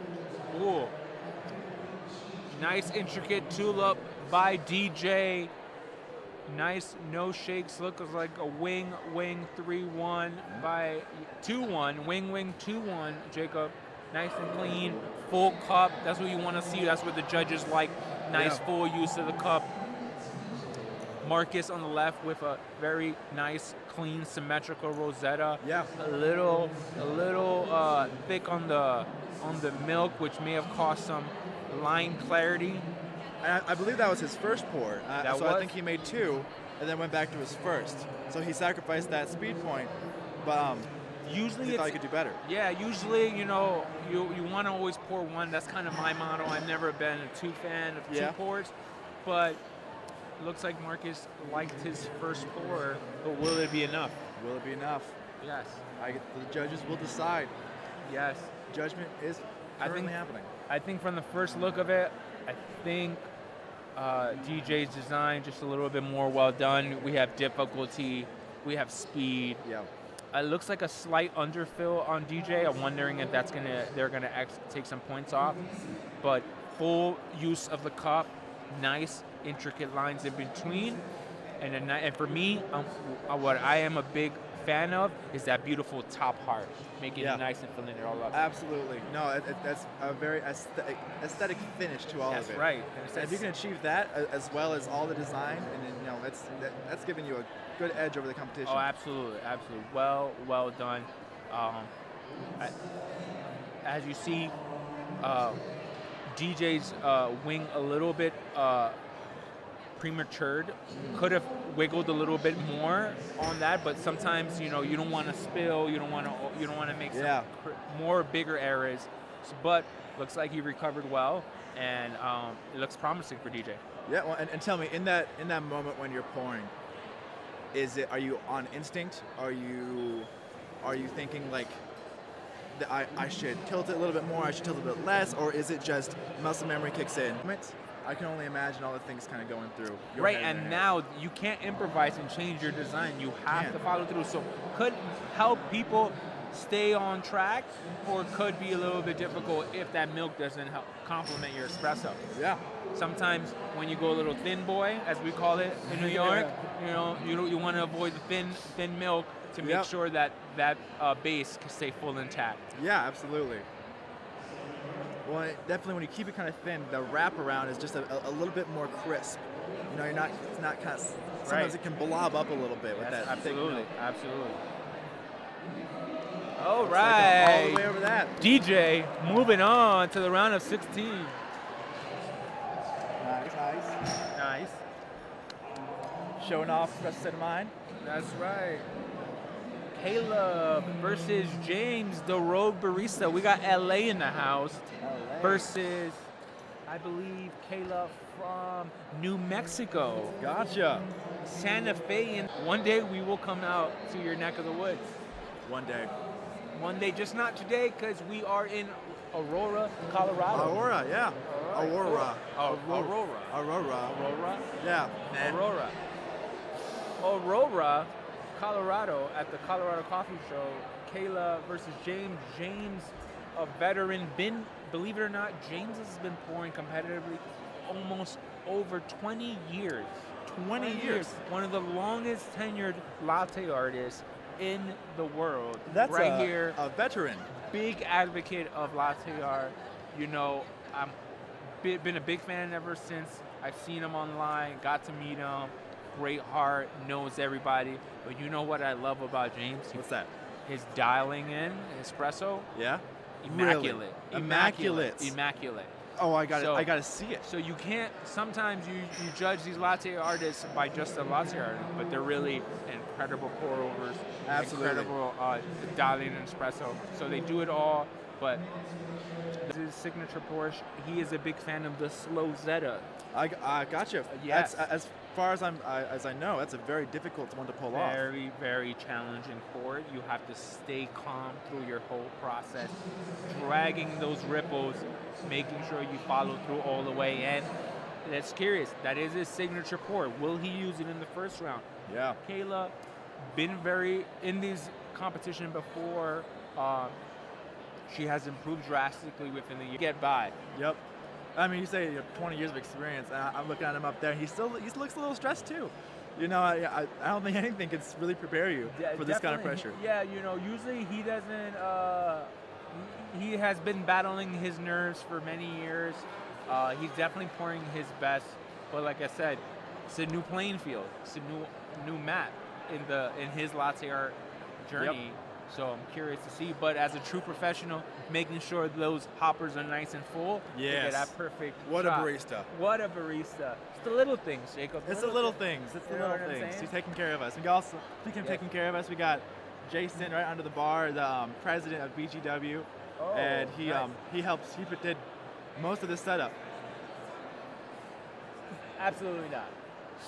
No, not like us playing in rocking it. It makes beautiful How are you sense. doing? How are you doing?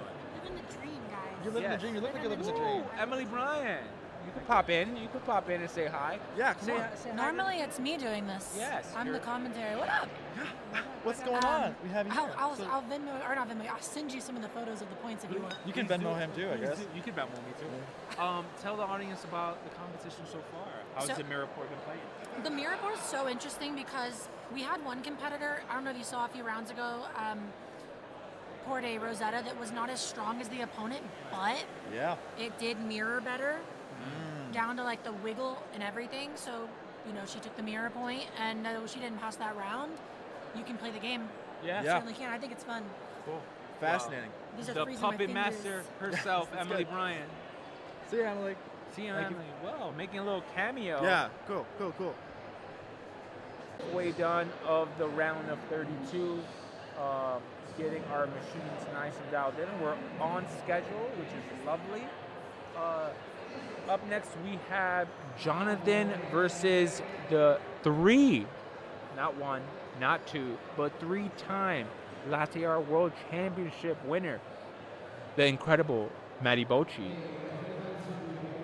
So Maddy Bocci, known for his Rosettas, will he do different designs with D on the machine? We got all the lights, camera, action, We got Topo in the back getting a nice little cameo shot of all the content. Somebody's taking the Intercontinental Coffee Championship. Will it be you or you? All right.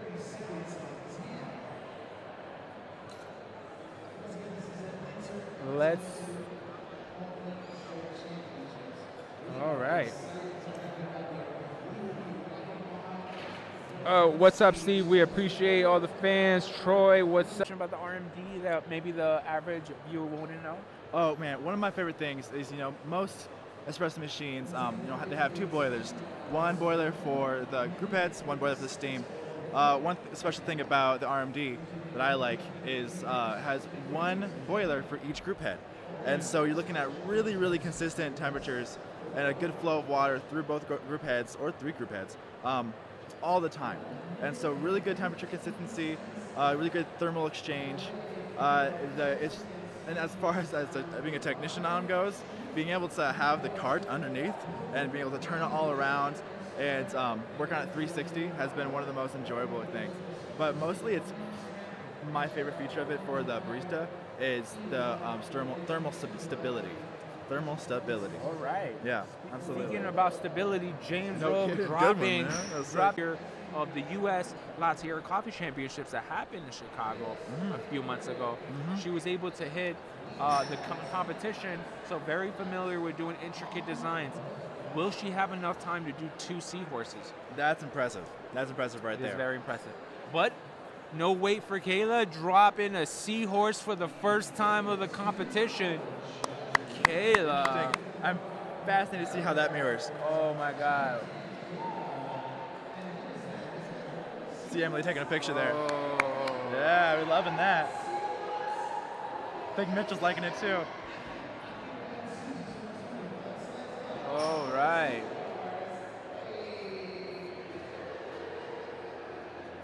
Whoa. Wow. Okay. It's all up to how that mirrors, isn't it? Yes. It's super difficult to judge a latte art free pour design and a traditional wing tulip design. You can't really judge it by symmetry, but you have to see how they mirrored it. Yeah. Did the seahorse get enough? I can't even really wrap my head around how she's able to achieve that. On the other side, we have James Rogue, which poured a wing tulip, but not that much contrast and color distribution on that wing base. Jacob, that might cost them the mirror point. That might cost them, but like we learned earlier, what Emily said, that without seahorse, that mirror might not totally line up. So yes. All right. Notes from the audience.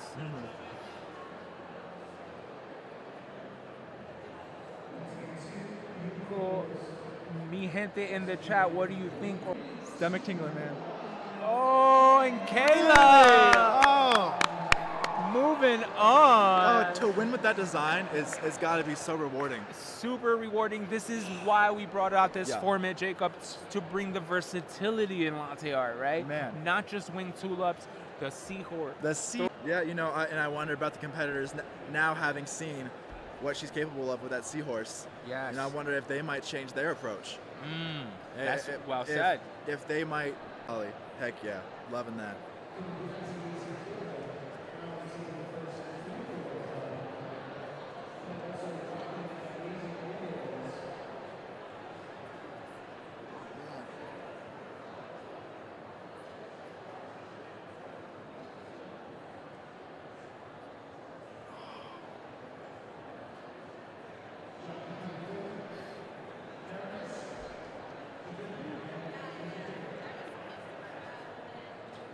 All right, the most nervous barista so far has got to be Jonathan facing the 3-time world champion Maddy Bocci, Jacob. Oh my gosh. Oh my gosh. Jacob, Maddy Bocci is the assassin of the tournament.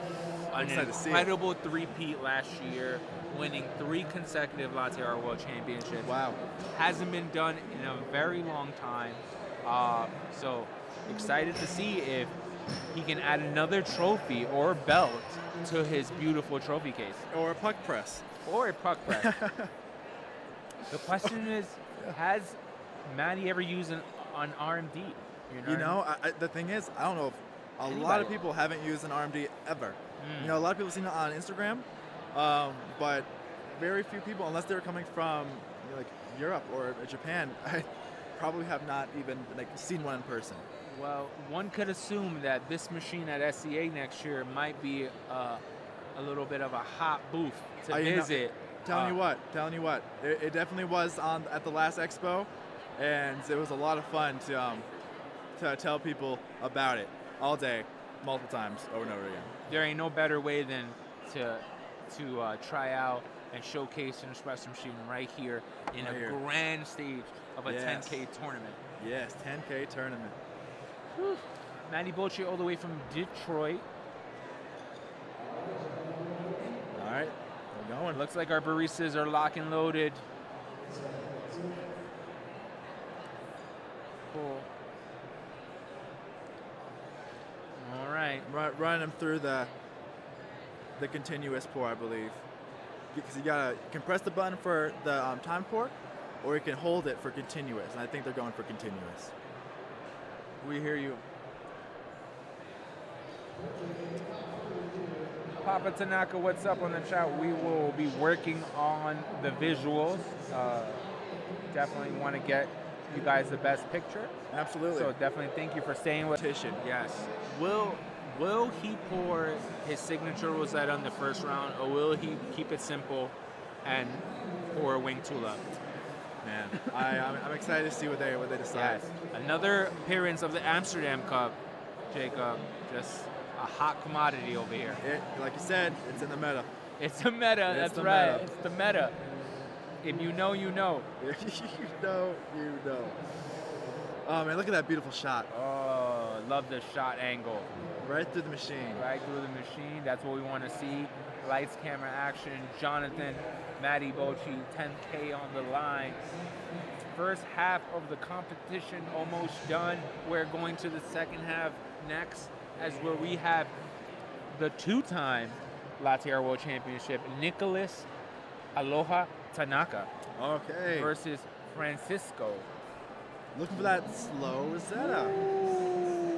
Woo, and it's looking It's looking purty. Looking purty right there. Looking purty. But is he happy with it? Ooh. Ooh. Oh. A little bit of, it looks like he's going with a rose. Rose. First rose appearance of the competition.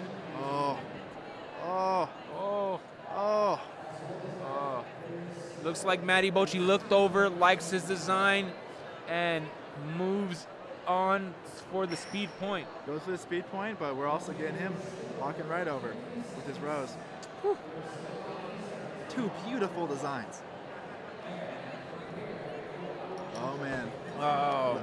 Looking like we had a little bit of spillage. A little bit of spillage on the rose, and it looked like he used a lot of his milk for that wing base and kind of ran out of room. Yeah. Where Maddy Bocci keeping it simple, nice, straight to the point, nice.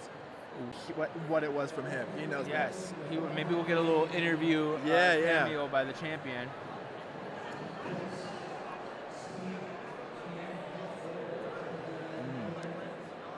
Let's see. We wish you were here too, Lane. Sorry. What's up, Papa? Is it Lane? Is it Kenji? Which of the Tanakas is watching? If you guys are all watching, thanks for tuning in. We got your broski son up to the machine. All around. Symmetry, good contrast, good color. Cool. I'm liking the quick sip right after the I'm sure people have not drunk enough coffee being up early this morning. Thank you everybody for watching. Up next, Nicholas Tanaka, Francisco. So we will see. Tanaka family, what is Nicholas pouring in his first pour? Let the audience know. And Steve, how many pours have been on overall on this machine? Oh man, this machine it seems some fantastic milk. And as far as someone who kind of has a moderate skill in latte art, I feel as if it's allowed me to just totally work with what I got and not have to worry about the machine's capabilities. I think we have about 16 to 18 pours already used on the RMD, so a good amount of pours, no issues. Espresso's been looking pretty great. And we are rocking here in Colorado at the first ever Colorado Coffee Show. We're with our friends from Brew, Grind, Water, Yes, holding sir. it down. Installing some machines and just drinking some Spro, man. That's what right. we do. That's what we do. RMD as the showcase of the show, front and center. Hey, I mean, we're glad to be here and so happy that we've been able to work with y'all, especially with that Espresso State of Mind. I've been hearing about y'all so much recently, and so to put a face to the name, been great. It's multiple faces. We are a group, collective, as you may say, just working together to make the dream possible. Actually, I've seen y'all's work, but what's like the thesis, the synopsis of what Espresso State of Mind does? I think our goal is to grow the career of a barista. Really? Okay. I think as I was a barista once, I wanted to be my own boss, self-employed, be my own barista, make my own money. And I want to give the respect that the position deserves and give baristas the confidence to say, yes, I'm a professional barista. Absolutely. And with accolades, with more competitions like this, we hopefully can change the industry. Well, hey, I'm loving that approach. I'm loving that. I mean, we know how good it tastes now, but how far have we gone? Well, all right. Looks like Bit of a wing, ripple, one. Oh, wing. Pull through. Wing. A little shaky, but powered through it, and got a good pull. Yes. Not a super complex pour, but he is trying to mirror his design. And did not bring a hoodie. Oh man. Look at shorts. A little shaky there. A little shaky there. But a great base. Yes. Repeating the same pattern. All right. Okay. They're very similar. I'm excited to see which one. Oh, it was pretty easy. Liking his first pour, going with his first original pour. Good stuff, Way man. to go. All right. Right. And it's interesting to see how, you look at one cup, and then when it's put next to another cup, your opinions might change a little bit. Absolutely. When in comparison, different things start to stand out. Yeah, I'm a big fan of using the full cup, as you see, room for the layers. Yep. Which, might have been kind of his mirror, but we'll see. Yeah. Pardon the lag, guys. We are looking to improve the lag. Yeah, we can work on improving that. We got a lot of guys who are handling our cameras, and yes. Maybe I'll be right back and just ask what they can do for us. Thank you, chat, for letting us know. Yes. Thank you, chat. Appreciate that. Tanaka, appreciate that. We are gonna troubleshoot this live to make sure we can get a better signal.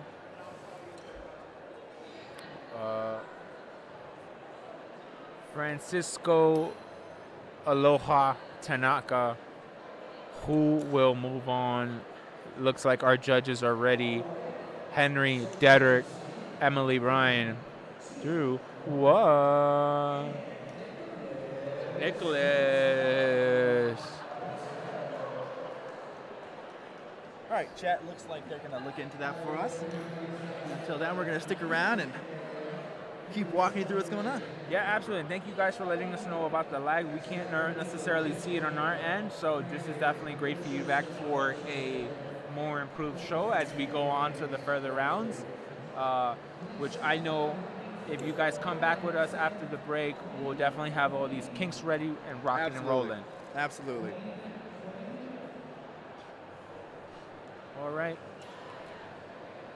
Looks like we might have our First buy for Haya. Looks like we are missing an opponent. All right, well. All right. And then you go come through. Tori. Oh, here we go. Okay, we have an alternate. All right.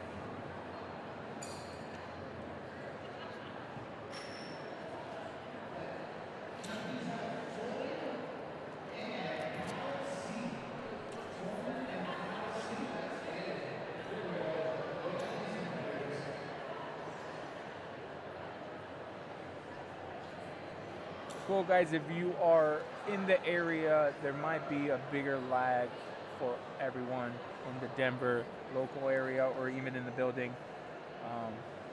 So thank you for rocking with us. Yep, live streaming can sometimes be a bit of a tricky creature, but we got some good guys who are on the camera who are gonna help us work that out. But thank you for your patience. Yeah, absolutely. So we have skipped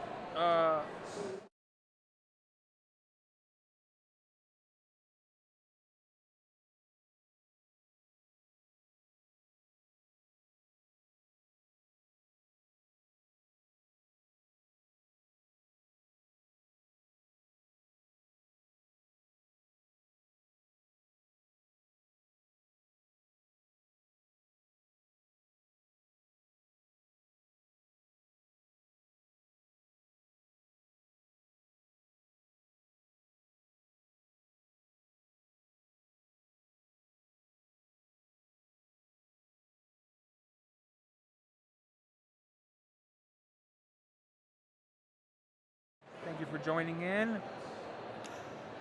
We have no sound at the moment. Oh, it's back on. No worries. We shut it down for a second, but we are back up. Back up. Torin, Kyle, Che. Kyle, local Queens, New York barista. Very, very familiar with the New York circuit. Very tough competitor. We will see. Our baristas are pressing the buttons. Any tips on your first time use with the RMD? You know, it's if I was training a new barista on that machine, it might be difficult for some people to kind of get used to the limited buttons, because instead of having one shot, two shot, have that situation like 4 buttons, you just have one, so you have to kind of press it once or press it twice. That might be kind of difficult for some people to get used to. Beautiful piece on the bar. This is what it looks like. It looks like our baristas are, for the most part, liking. They're playing with new toys. Yep. I mean, everybody loves it. Everybody loves a good espresso machine. You know, I love seeing people nerd out on just like a new aesthetic. You know, you don't have to be a technician to look at this and be like, wow, this is amazing. It is. It is really amazing. You definitely get this amazing like hands-on experience, visual experience. Wing Rosetta with, I believe, 2 stacks from Kyle Che. He is liking his design. Very intricate design for his first time pouring. Pretty impressed. Yeah. Seemed that was a confident look by Kyle. It was quick. He poured it and he looked at it and immediately he was like, "That's my guy." That's it. And as every good barista, you want to clean up your station, clean that steam wand. Absolutely. Clean those puck presses. I mean, they're baristas. They can't help it. They can't help but just like clean up and make it look pretty. That's right. As you should. As you should. Right. You know what I mean? All right. So Torin up on the machine with a handleless. All right. Wow. Whoa, Torin. That's looking pretty. Coming out of nowhere, making some noise. How did you feel about that heavy first drop? He went into it really heavy, and I mean, as far as I know, that can cause some pretty dangerous turbulence. Yes, very dangerous if you lose control, but if you're able to control it all the way down, you can get that full cup. Oh no! And a spill right at the end. Oh, it's heartbreaking. Oh. That is horrible. That's gut man. Oh, man. Heartbreaking. Almost there. Rest. You rushed it. in Take peace. your time. Oh. You know what I'm saying? It's like Let's see when it spilled. I mean, it could have been on the walk. I think it was on the drop because it was all over the table. Heartbreaking. Heartbreaking. And we loved it. We liked that design too. We did like the design. I thought if unfortunately may not go his way, but could have to Kyle, Shea, Torin, both pouring Rosettas, bringing the heat. First round. Let's go. Our judges. At least he has sick pants. He does have sick Digging pants. those. Digging those green. Digging those. All right. Up next we have Caleb from Mr. X Bloom himself versus Sophia. Our judges are ready. Excited to see what Caleb does next. Yeah. That first pour is really impressive. Nice and clean.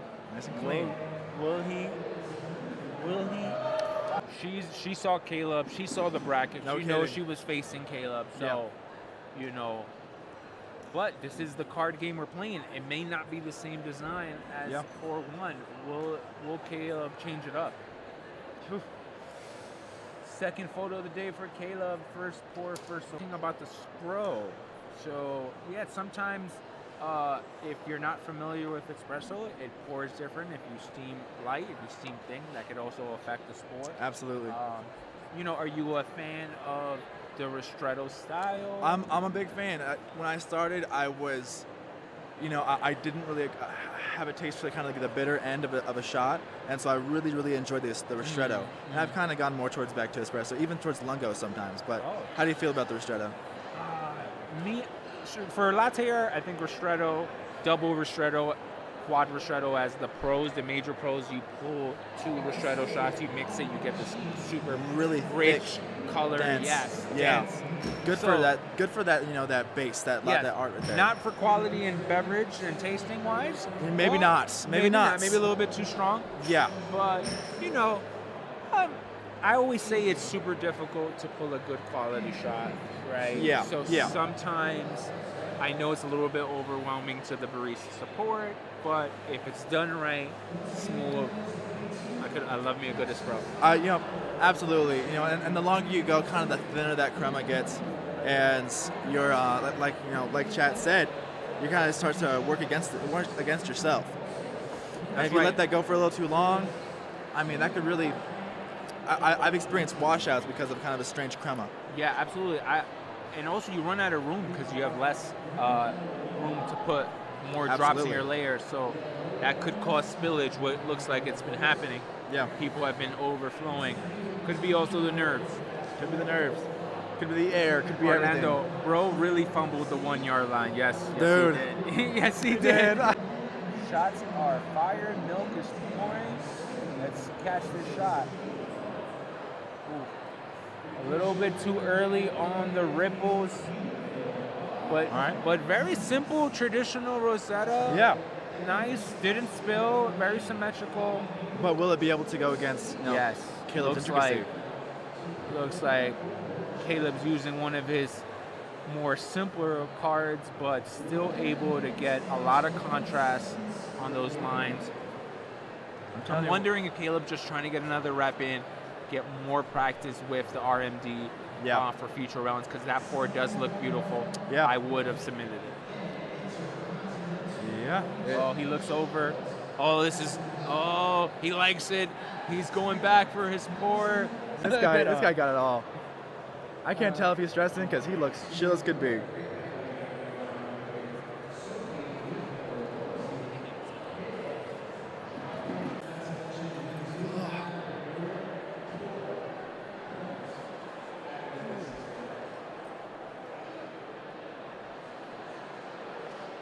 Yes, Danny, we will try to get that to you.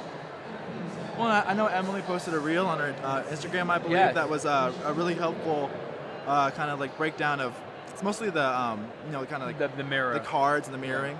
Yeah. And that was helpful to kind of understand a little bit the Yeah, rules. I think one of the biggest changes besides the mirror is the difficulty and creativity being judged separately, right? So this is where more complex free pour styles. Hey, and all right, Caleb, moving on. Caleb, closer to 10K. Closer to 10K. One step closer. This 10K. It's right at the right time. Yep. Because that world champion's gonna creep up on you. You better be ready. Yeah.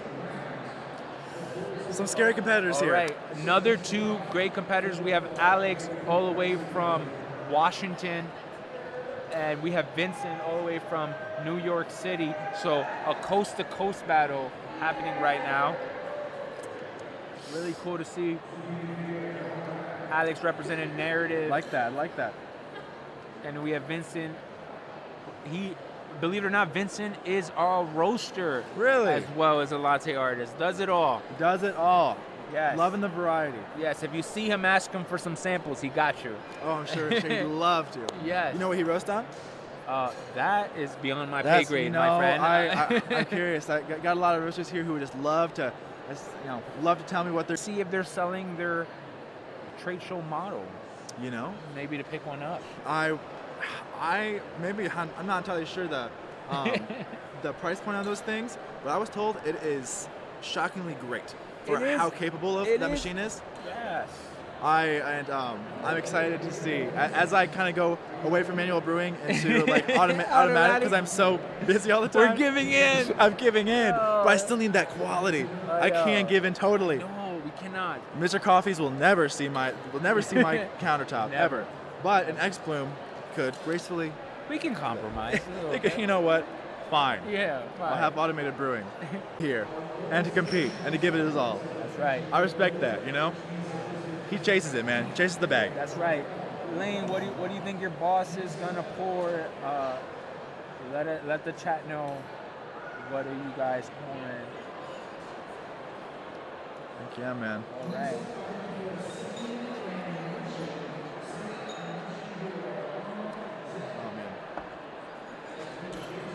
Oh man. Mitch has moved on to the round of 16, so you will catch him after the break competing for $10,000. So he would be technically 4 pours away from the big prize. So if you're out there in Subculture Coffee, Florida, representing Keep Out, Mitchell Gibson is still in the competition. Right now we have Vincent, Alex. We're locked and loaded. We will see.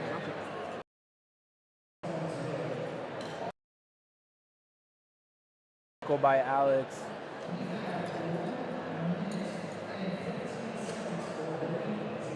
Okay, Lane, I think you're right.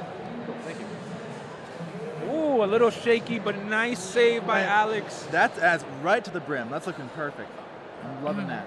So very homage to myself, a wing 3. That is with the pattern I always love to Really? pour. That's your go-to? That is my go-to. So your heart is with that? My heart is with Alex already, but I am really good friends with Vincent, so I am definitely biased as well. But a very rare appearance of the Jibby pitcher. You don't see that very often. No. Curious to see if we see a swan here.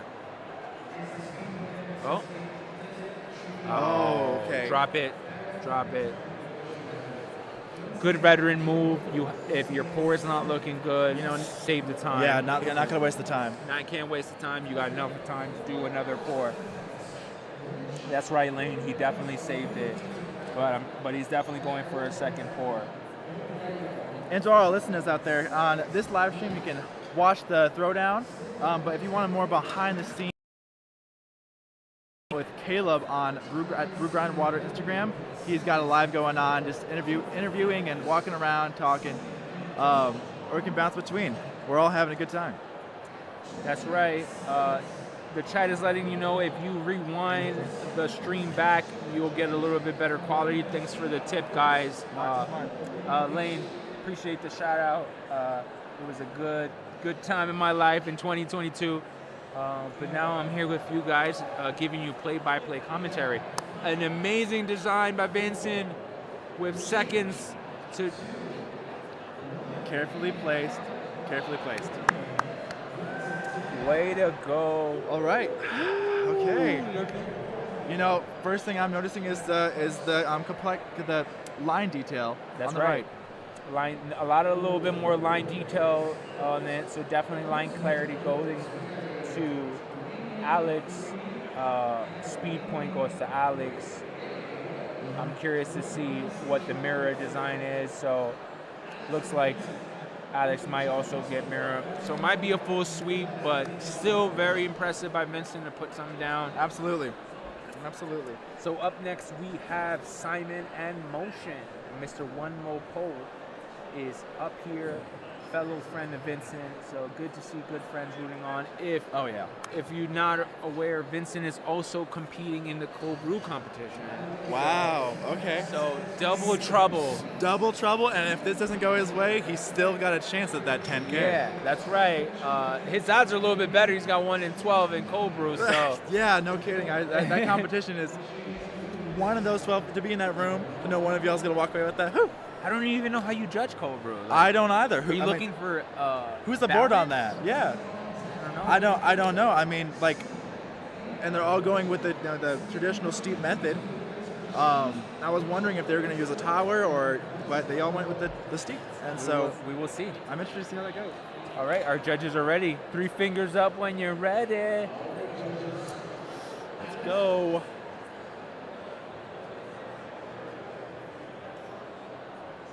Drum roll. Come on, give it to us. And there we go. Yeah. Well done. Well done. Vincent killed it, but he's not saying goodbye to 10K yet. No, sirree. He is rushing to his cold brew station. Yes, sir. Yes, sir. I'm sure he's, okay, on to the next. On to the next. Yeah. That's pretty awesome. What's up, Haley? Between competitors, I might go get us a cup of coffee if you want one. Cool. I would love a little trip. We're going to go find, I think it's some Cummings is being served. Yes. Be right back.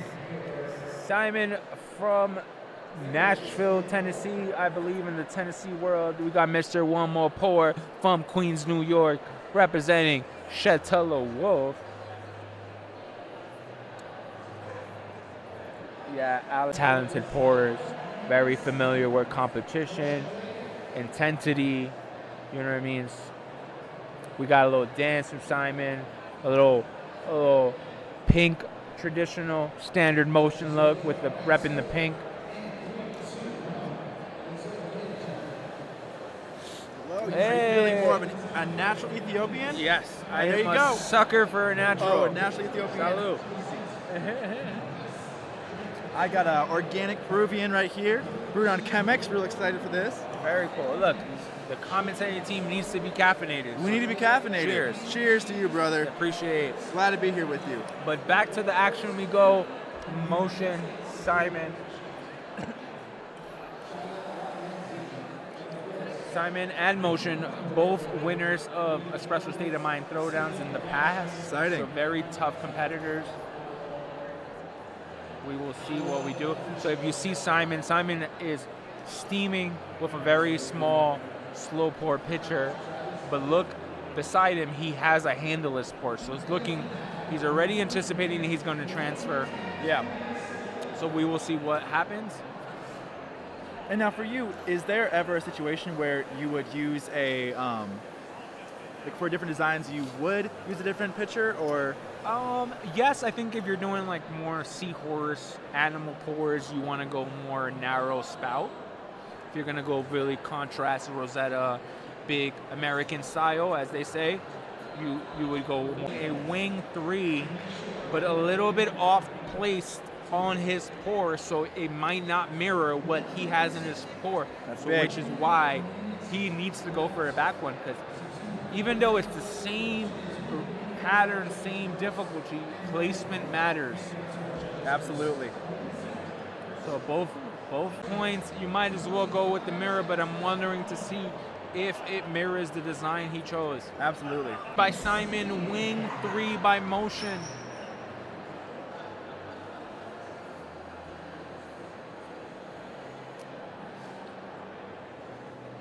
So just to let everybody know that's joining in the chat, we have our amazing judges right? We have coffee. Derek from Madison, Wisconsin. Very familiar, battled a lot in our latte art days. Absolutely. Very amazing pro, an amazing bartender as well. So give him a shout out. We have New York 2022, I believe, World Latte Art Champion Henry Burrios, and then the wonderful personality, YouTube sensation, Instagram sensation, Absolutely. Emily Bryan. Who made a cameo. We were glad to have her, and That's I'm sure right. maybe we'll catch her again at some point. Catch one of them, who knows. Yeah, absolutely. If you're looking to learn about latte art, go visit Instagram's. Let's see what our judges are deciding.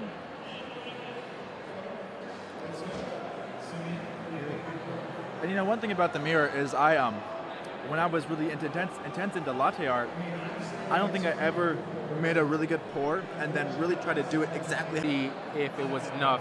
It's funny because Motion's second pour was looking a lot better, but because he rippled the second base rather than stack 3, he completely stopped. And it stopped right there, which is a smart move, but I know.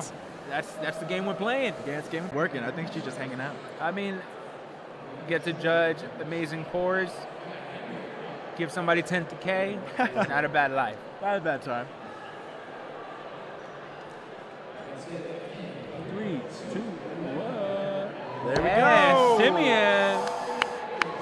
Moving on. Look at him. Oh, man. Way to go, Simeon. Pouring strong. Nice stuff. contrast lines on their ripples. A little underfill, but just enough. It was underfill. He didn't get the speed, but he mirrored. Pulled out. Yeah, mirrored. He mirrored, executed, contrast, got all those points. And moving on with facing Alex from Nerdes Lane. Tougher competition for your boss. We will see. Up to the next, one of my favorite baristas, Jacob. Yes, sir. The man, the myth, Sam Pappuccino from Scorpio Coffee, representing Sacramento. Loving him. Yesterday he came to visit the RMDs and he was just so pumped to see them. It was like a kid in a candy shop. He looked at it and it was just love at first sight. I'm excited to see him working on it now. It's super cool. So if you have never seen Sam pour, he is very known for his signature swans. So we might get our first swan of the competition Really right here. exciting. Or we might not, or that might be pulled out later. That might be pulled out. You are right. But no easy competitor against Sam. We have Josiah from Percent Arabica. Heck yeah. Fellow ESOM champion. Amazing mixologist. Getting married on Thursday. Congratulations. Just full of wins. And I'm sure he would love to get 10K for his wife. That wouldn't be the worst thing, would it? Not at all. I wonder who pushed more for him to compete, him or her. We will see. She's like, you better win. You better win. Stuff's getting pricey. All right. So if you've never seen Pappuccino Swan, he does for something very particular, which I really like. He stacks his swan head. Really? Yes. Stacks a swan head. Stacks a swan head. So very familiar. So let's see if he does swans, but just a little bit differently. Yeah. Does he stack it 1-4? Does he stack it in the next one? I really want. I can't even actually imagine that looks like in my head. So I'm really hoping to see that. Yeah. So definitely a little bit of a doozy with the card challenge. So we will see what happens and how he moves forward in this competition. Josiah immediately shutting down his first pour, did not like his base. Looks like he extracted just a little bit too much on that espresso, looking like they may be forgetting how to cue it out. So I'm wondering if he will learn from his mistakes. Very possible, yeah. And Pappuccino's going. Oh, there it is. Really? There it is. Really? The signature. Here we go. Oh! Wow.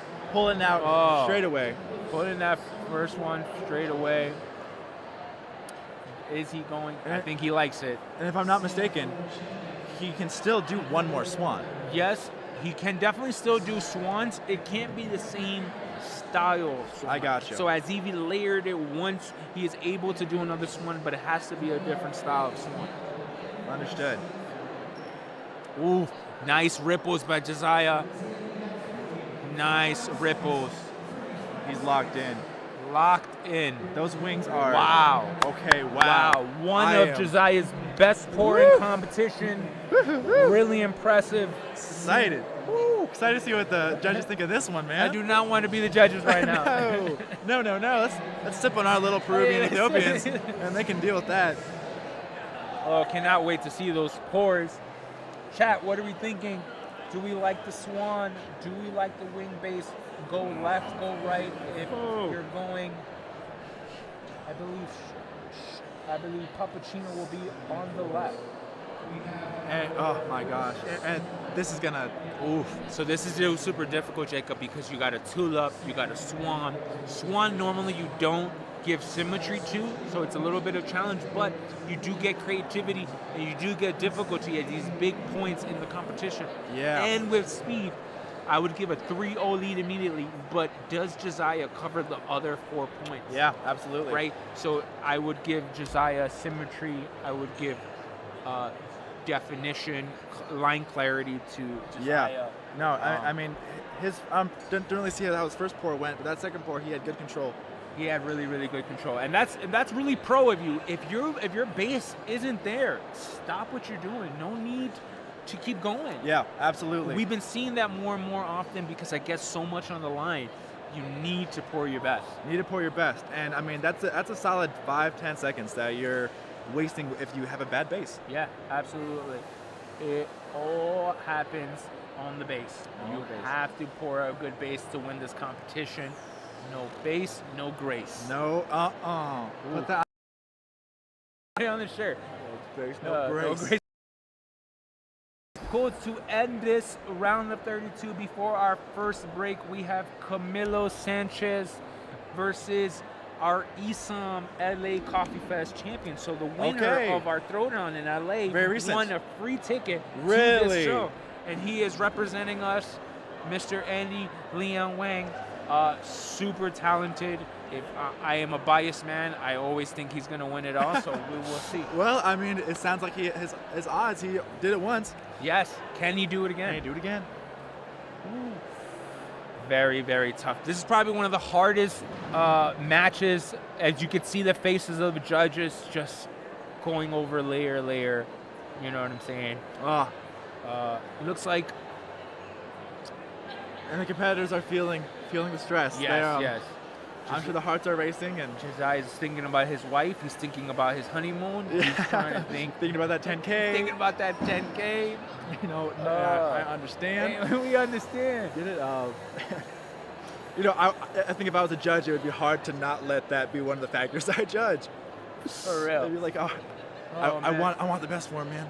But the camera doesn't do it justice. But that swan is beautiful, stunning. But I don't know. Oh! Damn. Wonderful designs. So beautiful. Way to go. Heartbreaking defeat by Josiah. Heartbreaking. Oh, you could just see it in his face. Yeah. You know what I'm saying? You know what? But to ask the questions on, hey, why, it really, really keeps us and takes us boundaries ahead on what this competition should be like.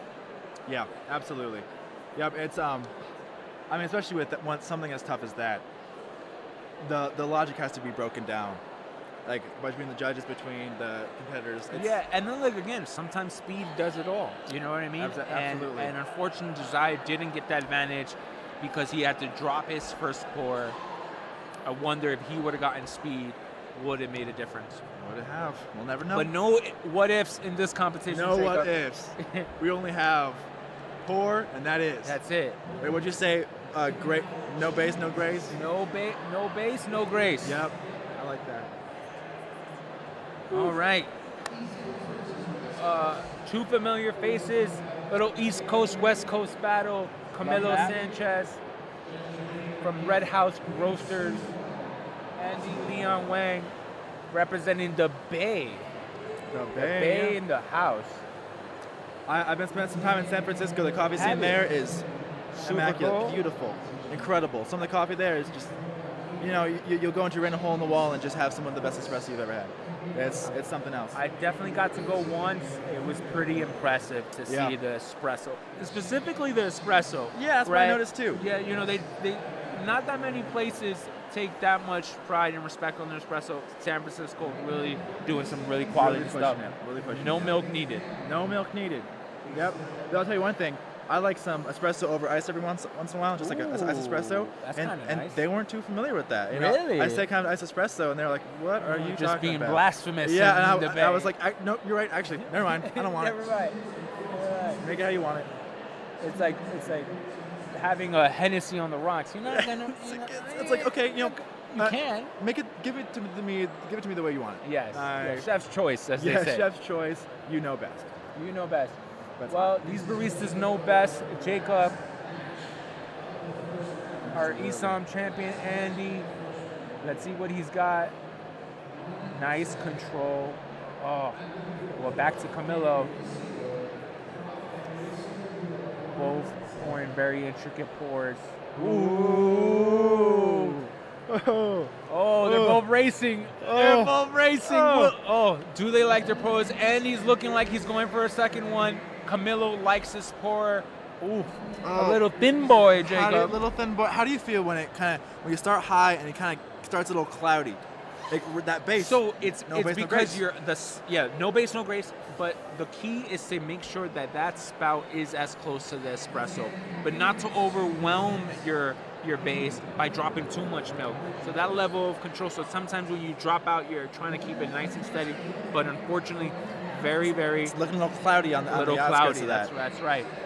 And I would, if I saw you compete in that, and I saw you like retreat from that and start another one, I'd get it. Yeah. And look from the eyes of Camilo, nice, intricate lines on Camilo's base. Really impressed by Camilo and his pour. He really knows who he's facing, and the pressure's on Andy to do this in a short time, and we will see. I think I may have just seen a technical difficulty on the pitcher rinser. I'm going to go try to see if I can handle that real quick. All right, go for it. Right back. So ending strong in this competition looks like on Andy's lines, where Camilo pouring very, very strong right line clarity, taking full advantage of that cup. That is, you at the same time, you got to know your judges, ladies and gentlemen. You got to know what they like. Our world champion liked those intricate lines, the line clarity. It's a big part of pouring. It's a very American style normally. So really like what Camilo did. I think I would give him the chance, even though our boy Andy winning it all in California, in LA, unfortunately might not be enough.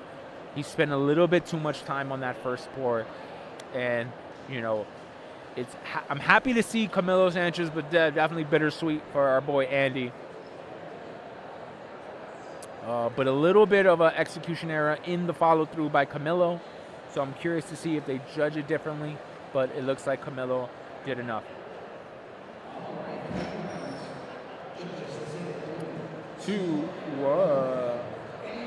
Camilo.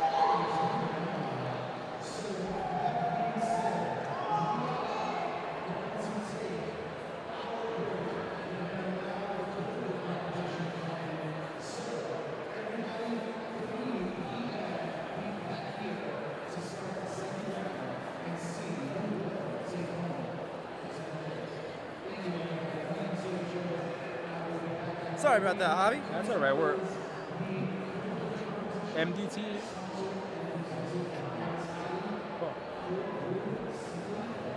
Are we still on? Ladies and gentlemen, we have finished the round of 64 and 32, Jacob. We have our remaining 16. What do you think about the competition so far? Oh man, well, I mean, it started out pretty strong, and we thought that it's just gonna get even more intense, and boy were we right. Yes. It's all fine. We will see you at 5 p.m. See you around, man. Sick. Cool. Cheers. All right, I gotta go fix that. Hey man. I couldn't really share that. You are so good. Thank you, bro. Like,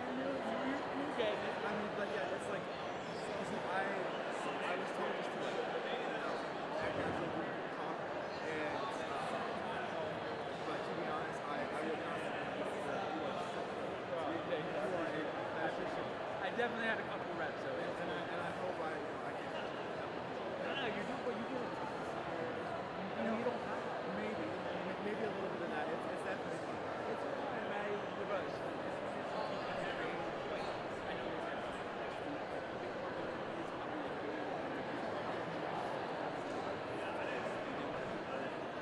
Yeah, no. I like when they mentioned that. I do.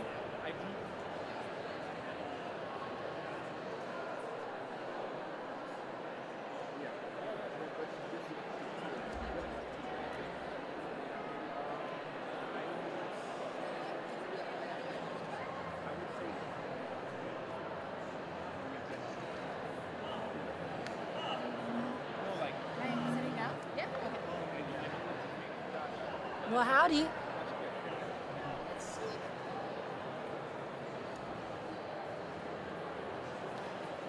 What up, Hav? What up, Em? Yeah? We're live. Hey, Live. everybody. We are here in Colorado Coffee Show for the first annual Latte Art Coffee Intercontinental Coffee Championships. Yeah, which continents? All of them. All of them. They're all All of them. intercontinental.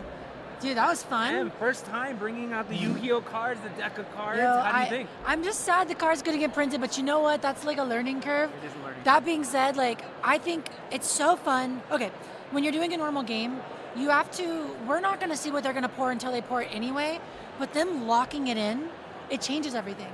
Because then they have to pour what they put down. I know a lot of the baristas had to stop what they're doing because they If you mess it up, you might as well start over because That's it. you have to mix or get that mirror point, and you can't mix your pour up. So how'd you think the judging went, just going off the new criteria? Definitely the audience want to know, like, how are we judging? Yeah. So I do think that more than ever, we all seem very calibrated. I don't think any of us had different points. And I do think that for the 99.9% of the way through, the pour with more skills still always stood tall. I think there was one round where it's like, okay, this competitor clearly might have more skill in those regards. But first of all, speed, which Sam got. Yes. That's Henry's sticker. Oh yeah, I'm yelling into it. My bad. Cool. So we're gonna go over the This part. Sam versus I found it. Josiah, just to give a little bit of an insight of how we voted. Well, so at the end of the day, you have to balance the points, and the idea of the mirror point is the competitor has to match their pour as much as possible. Sam achieved the mirror pour. Sam's pour was nearly identical to the pour that he put on his sheet, whereas Josiah's was falling apart in many places and the base was not executed as well. So mirror point went to Sam, speed went to Sam, symmetry went to Sam, not because of side-to-side symmetry, because of the way it sat in the cup. The swan was perfectly centered, and if you look back over at Josiah's, it was all broken on the side and not symmetrical. Creativity in there, and then finally I gave milk texture and color distribution to Josiah, so it was 1 point. Cool. It was either speed or mirror, Well, essentially. there it is. Speed, mirror, big points that you have to capture right away. That's right. To win it all. Well, just to look back, first time we're doing this, you're going from commentary to the judges panel. I know, it's How's weird. that feel? I like it. I miss you. I miss you over there. I wanna come sit here and be like, I don't know, Javi, that pour looked crazy. But I like getting to calibrate with the judges Yeah. because I believe in this system to be more fun. I don't Yeah. think it's gonna be unbalanced. I think it's gonna be fun, and I think seeing people like have that fun. Yeah. Taking the defeat more of a like, oh, I should have done this instead, Yes. rather than oh, my milk messed up. Like at the end of the day, No, it's absolutely. you against you. Absolutely. Like you said, the better pours did actually win advance. Most of them did advance. Yeah. The ones that poured difficulty. Most of them are calibrated. Yeah. So it's good to see round of 16. Yeah. Who do you think has the hot hand? I don't look even. at my you actually. points. Some people got like, sweeps. So Let me somebody see, who got a sweeps. Who got Ooh, sweeps? we got sweeps out here. Camilo got a sweep. All Oh, right. almost. Camilo lost difficulty, Big. but Alex got all 7 points against Vince. Well, shout out Alex from there. Like, how'd you feel about the mirror? The mirror is cool. We're having a lot more pours come down to the mirror and the speed point than we thought would happen, which is really cool. It's been a really good determining factor. What would you think to give advice to the competitors when you go? Would you go speed? Would you go mirror? Would you go both? What kind of points are you going to take? Ooh. I would sacrifice speed for mirror point and execution. I agree with that. Granted, it's still very important, but Yeah, and then focus on your line clarity and your color. And then like creativity and difficulty need to be evaluated against your opponent in that you should strategize which one you use. We had another round earlier that was You guys are close, right? You're all really close friends. Oh, yeah. You're so close friends. We're gonna. Okay, bring in the mic. It's hard when you have a single directional mic like this. Yeah. So for that example, that round you brought up with Sam and Josiah, what was I saying? I don't even remember. Difficulty and creativity. Though it's important because Josiah could have, if Josiah knew what Sam was going to do, which I do, because Sam does creative pours all the time, Josiah could have added maybe a ripple somewhere in there, maybe add to that creativity, mess around with the pour, pick a harder one, and that's what makes it part of the game. Yeah. It's a game. It's like a psychological So game. what is the biggest difference from difficulty and creativity? What is, like, if you're explaining it to somebody? A good way to think about it, it's something unique in your winged tulip, you still might get creativity. But if you don't, then the seahorse has a higher chance. If someone made a seahorse with a little baby next to it, that's pretty creative. And so they should be delineated, I think. Well, speaking about seahorse, Derek, how'd you think Kayla did with her seahorse winning?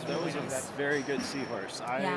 And I'm someone who typically leans towards like more traditional pours, and I still went with her pour because of that creativity.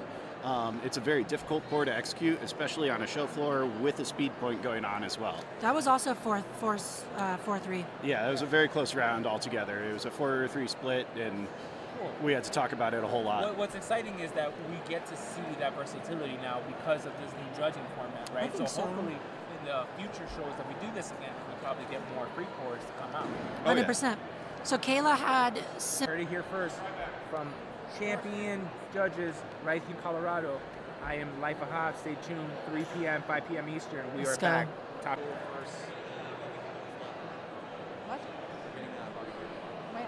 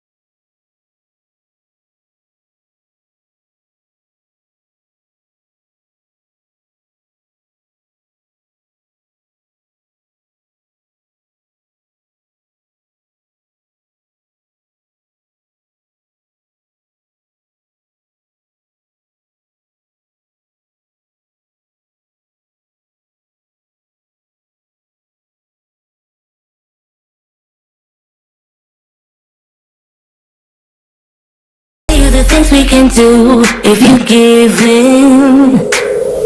There is nothing.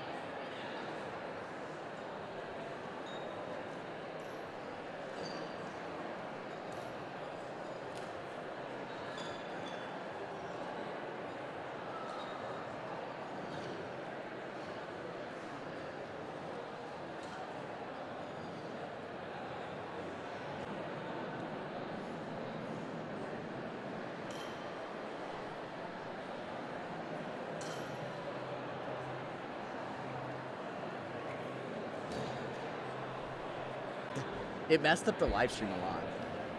Like the flow of things, because it's just hard to be like after like interviewing the people that win or something great, but trying. Jake.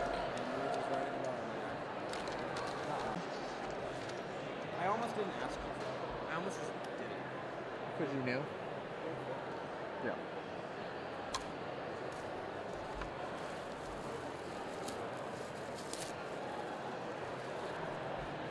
You're very mindful burger. Let me try mine with a little bite of the bread. That wiener barely fits in my mouth.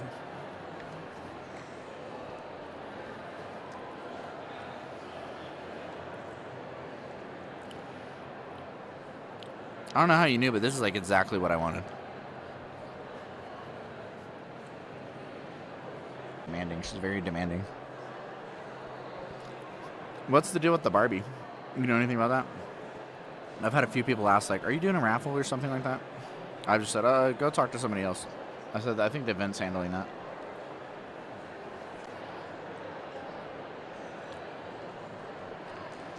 I'm going to ask if our mic's live. Ooh, prison cold brew hits the spot.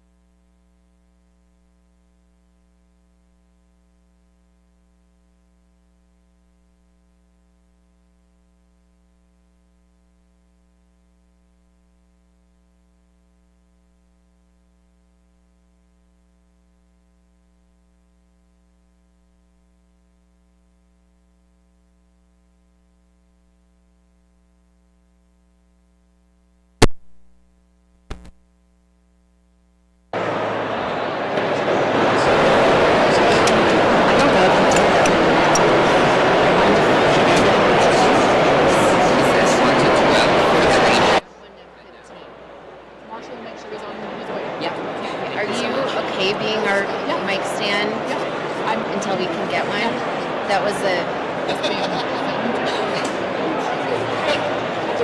was something that we missed with Travis and Hobby. I would think like next time would be like a not a I wouldn't say like a hell match, but that's not the right term. Yeah, I think it just didn't. We didn't specifically write it down. No. We said we needed a microphone for the competitor, but they didn't understand. What that Because a lot of our doesn't competitors need don't it. talk. They don't talk. See. Yeah. I don't think he did. I think he was ready to drink. Yeah. And so we added ice. Honestly, he was really upset that the ice didn't freeze all the way, but this is perfect. This is amazing. The amount of ice On the actually beverage, how in it here. expanded. I was so impressed about that.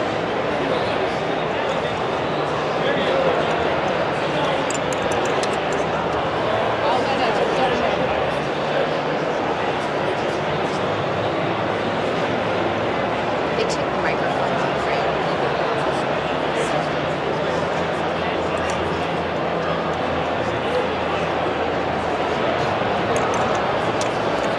Not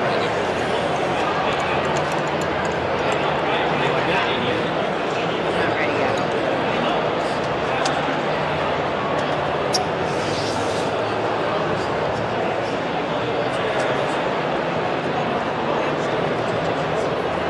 Was he on time?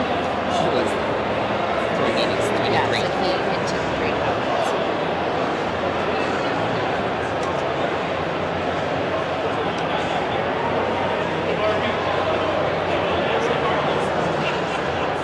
I think our next competitor's here. You can go ahead and set up there.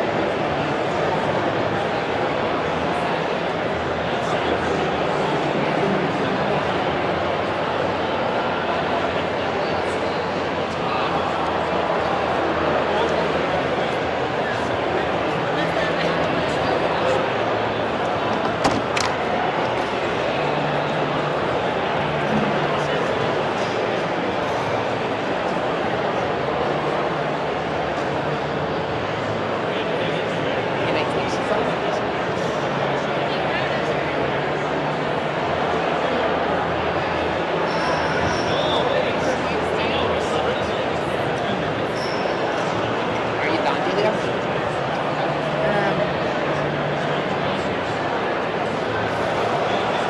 And if you don't mind, don't do less than a quarter.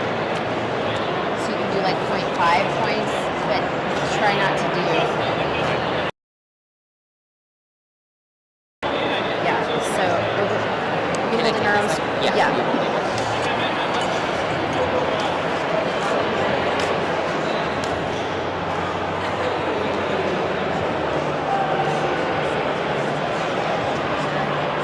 Okay, where's Taka? Is that his name? Yeah. Where is he? Is he over there? I'm gonna go ask him quick.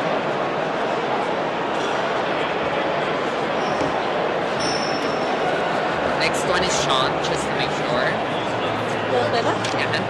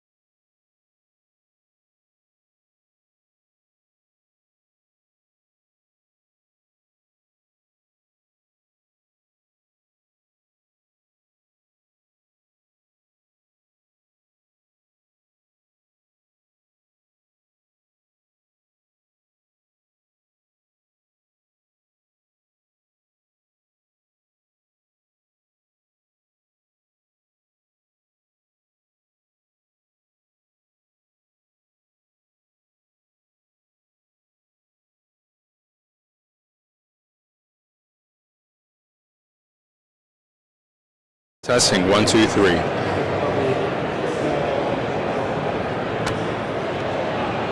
start with serving the extractor. We can't hear him over the PA, so he needs that if it's going to go over the stream. Got it. So if you want to switch it up, or I can if you want. Yeah, let me just give it to you then. I'll have it switched out.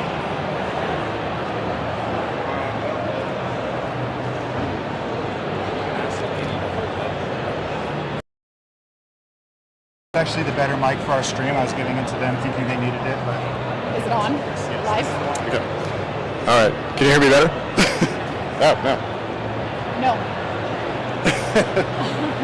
Technically, this is for the house and this is better for our stream, so I'm just going to set this here. Okay. Okay. So if you take a smell of that, that is not diluted and it is at room temperature. And so right now it's sitting at between triple and quadruple strength. I think when you, on the nose, you do get some cherry on top of the chocolate. And what we find is actually when we do cold brew lattes, it tastes like a chocolate dipped cherry. Very robust. Yeah, very nice. Let me bring around the coffee smell.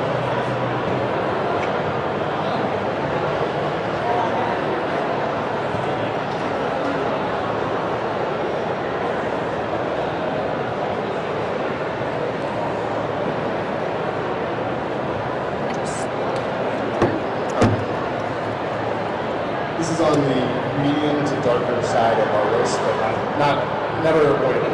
It's, I think that's a key for cooking. Next, I'll serve the diluted cold brew, and we recommend pairing it with the cashew milk. At the cafe, we often do a macadamia nut milk, which I think really complements the chocolate. Just really hitting it hard with the chocolate and nut notes.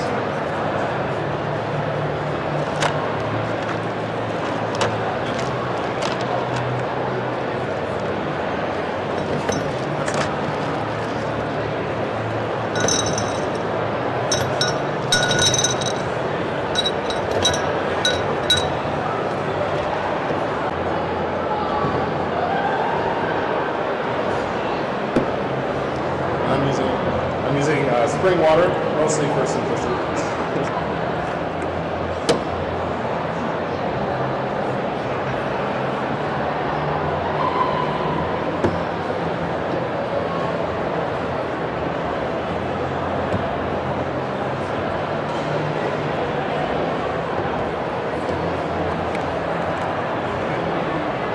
I'll bring it over.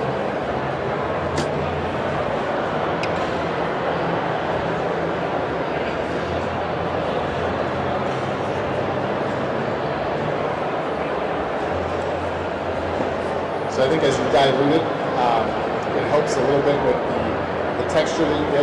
We get a velvety mouthfeel, and overall it kind of coats your mouth. I don't want to compare it to cough syrup, but maybe like a cough syrup. And yeah, you continue to get the chocolate and fruit notes. And here's the cashew nut.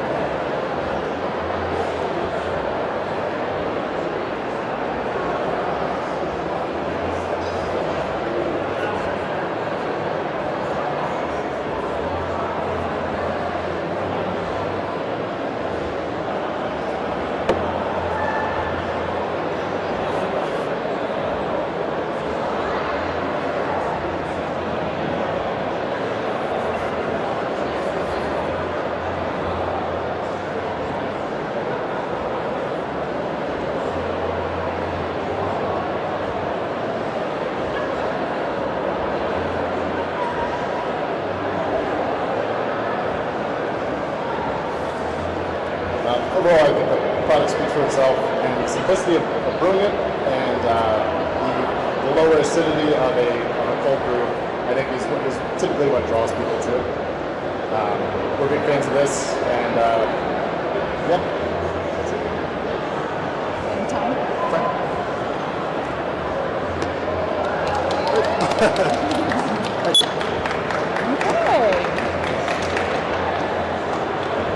Great job. Thank you.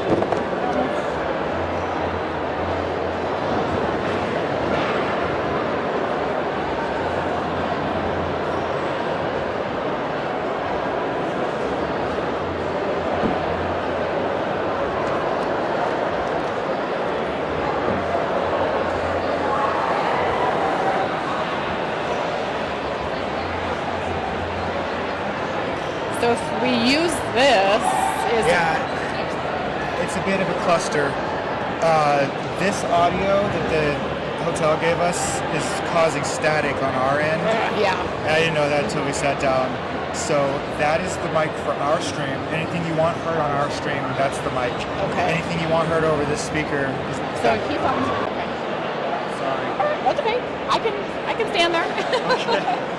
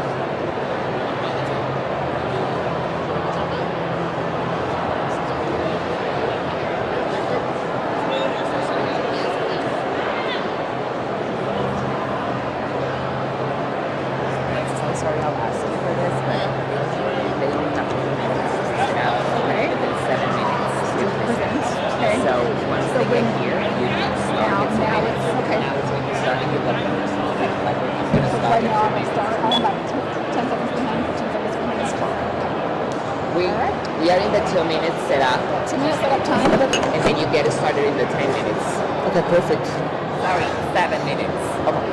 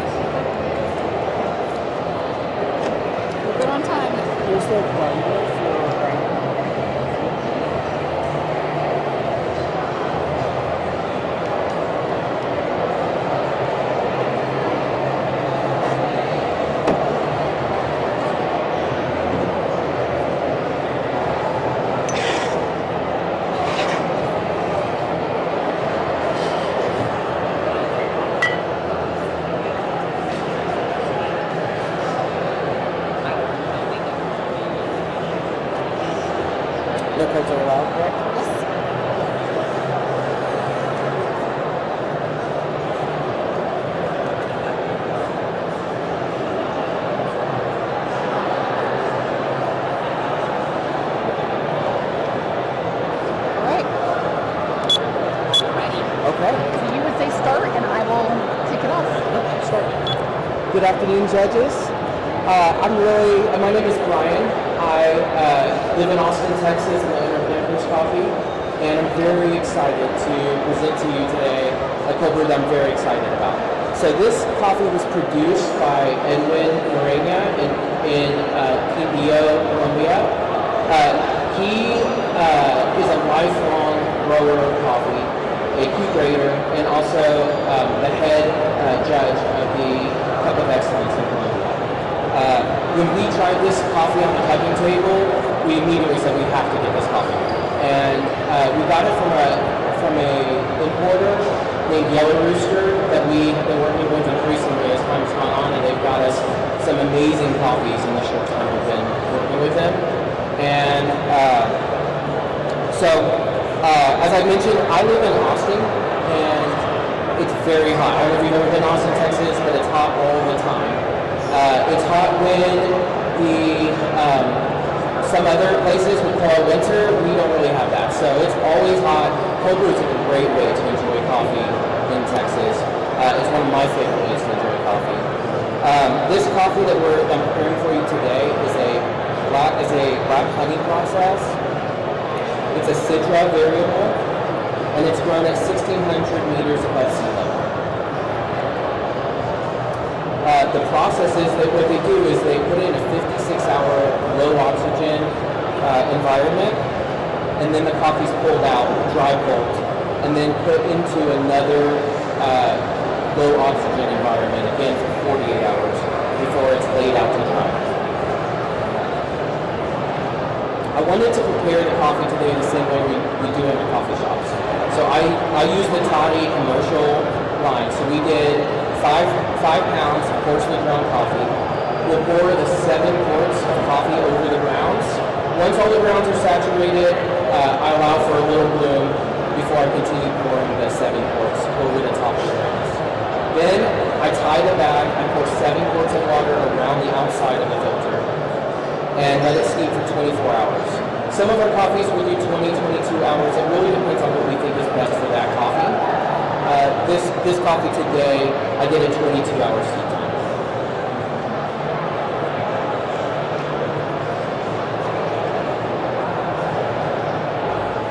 After I have the cold brew concentrate, I like to do a 1-to-1 ratio, sometimes 1 to 1.5. For today, we did a 1-to-1 ratio, in part because I know I'm going to be shaking it over ice, and that will cause a little more dilution, under a 1 to 1.5 in our test blends, but still a little more than a 1 to 1 ratio.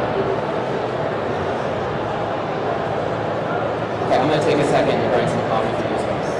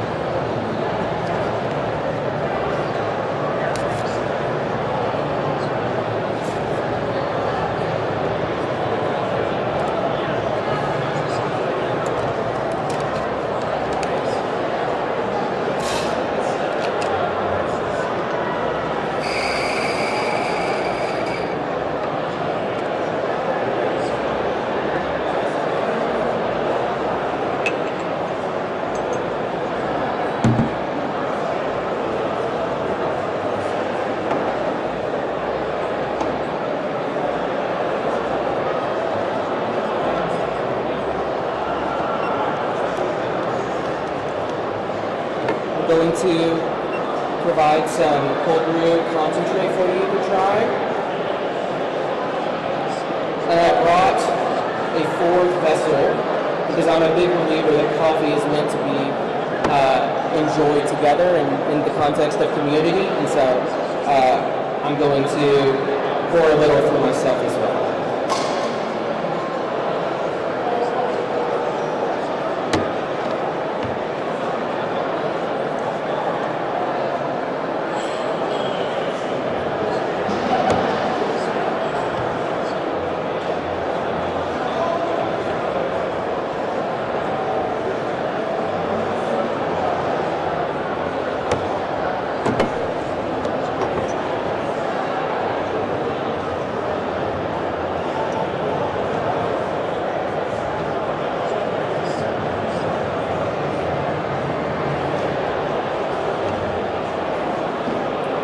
I wanted to provide you with an ounce and a half so you can have as much as you want or as little as you want. And also that leaves me 6 ounces for the dilute.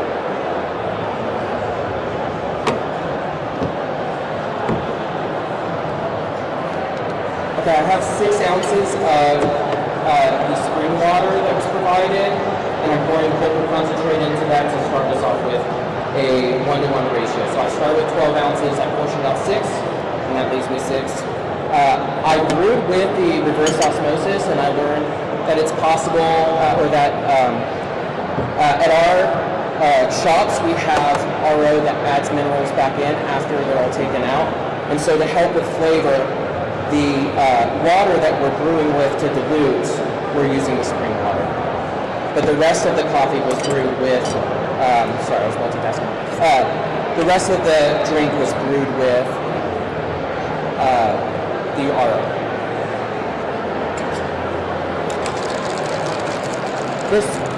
This shaker really helps you see what's going on in the coffee, but in aerating it and allowing it to get ice cold, it just makes it creamier.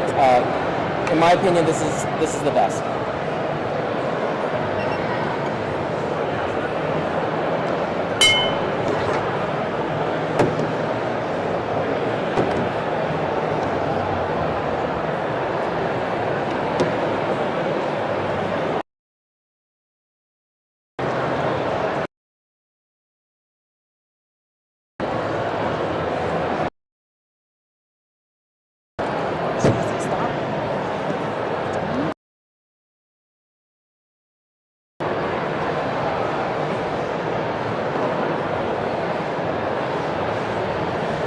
I just want to thank you for enjoying a cup of coffee with me, and time.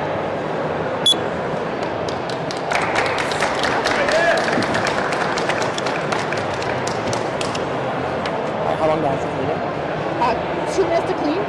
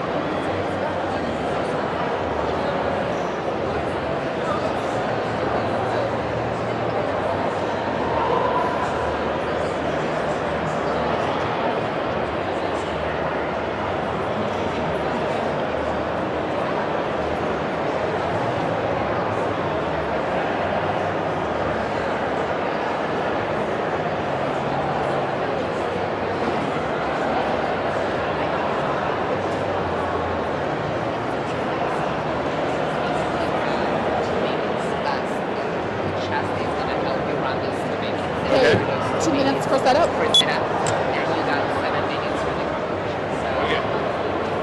So 2 minutes to get everything into the cups? No.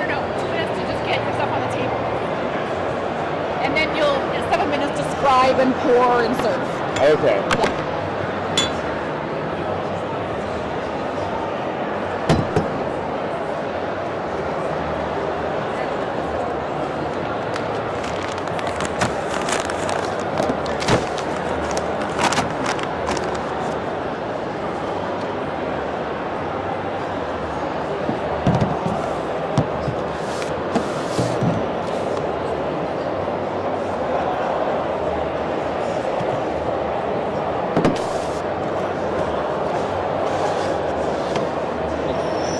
Jars?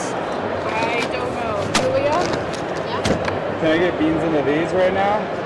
This is still his setup time. It's under 2 minutes. Okay. Yeah. You have 35 seconds.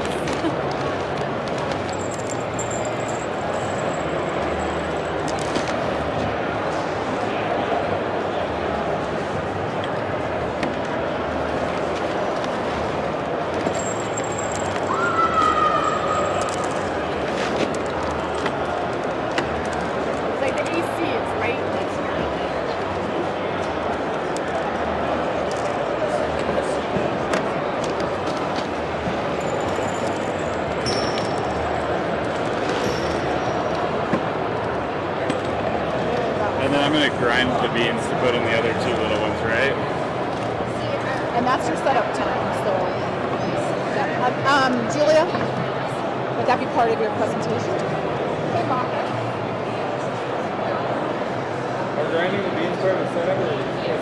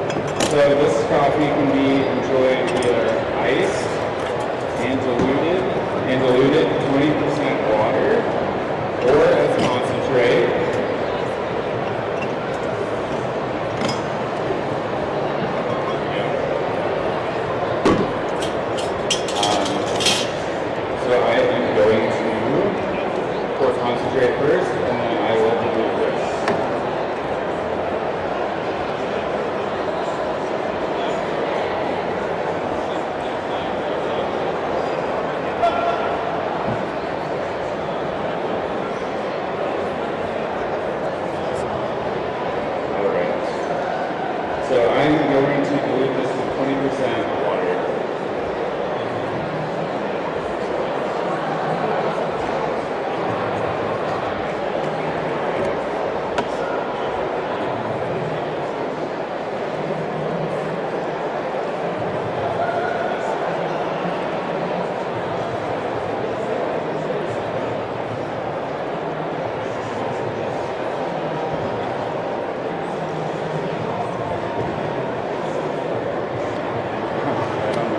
I was right on the money. All right. So I only dilute 20% with water because we're going to have a little bit of milk with the ice. But this just opens it up a little bit and gives you a delicious brew.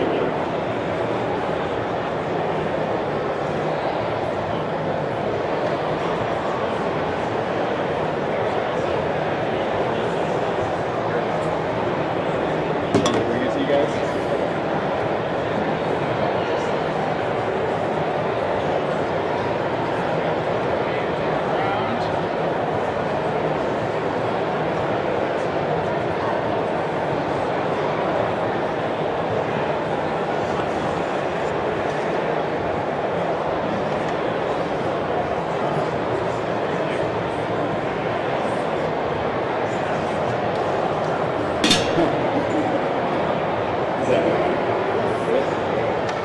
As you're sipping on this cold brew, think about your own personal introduction to specialty coffee.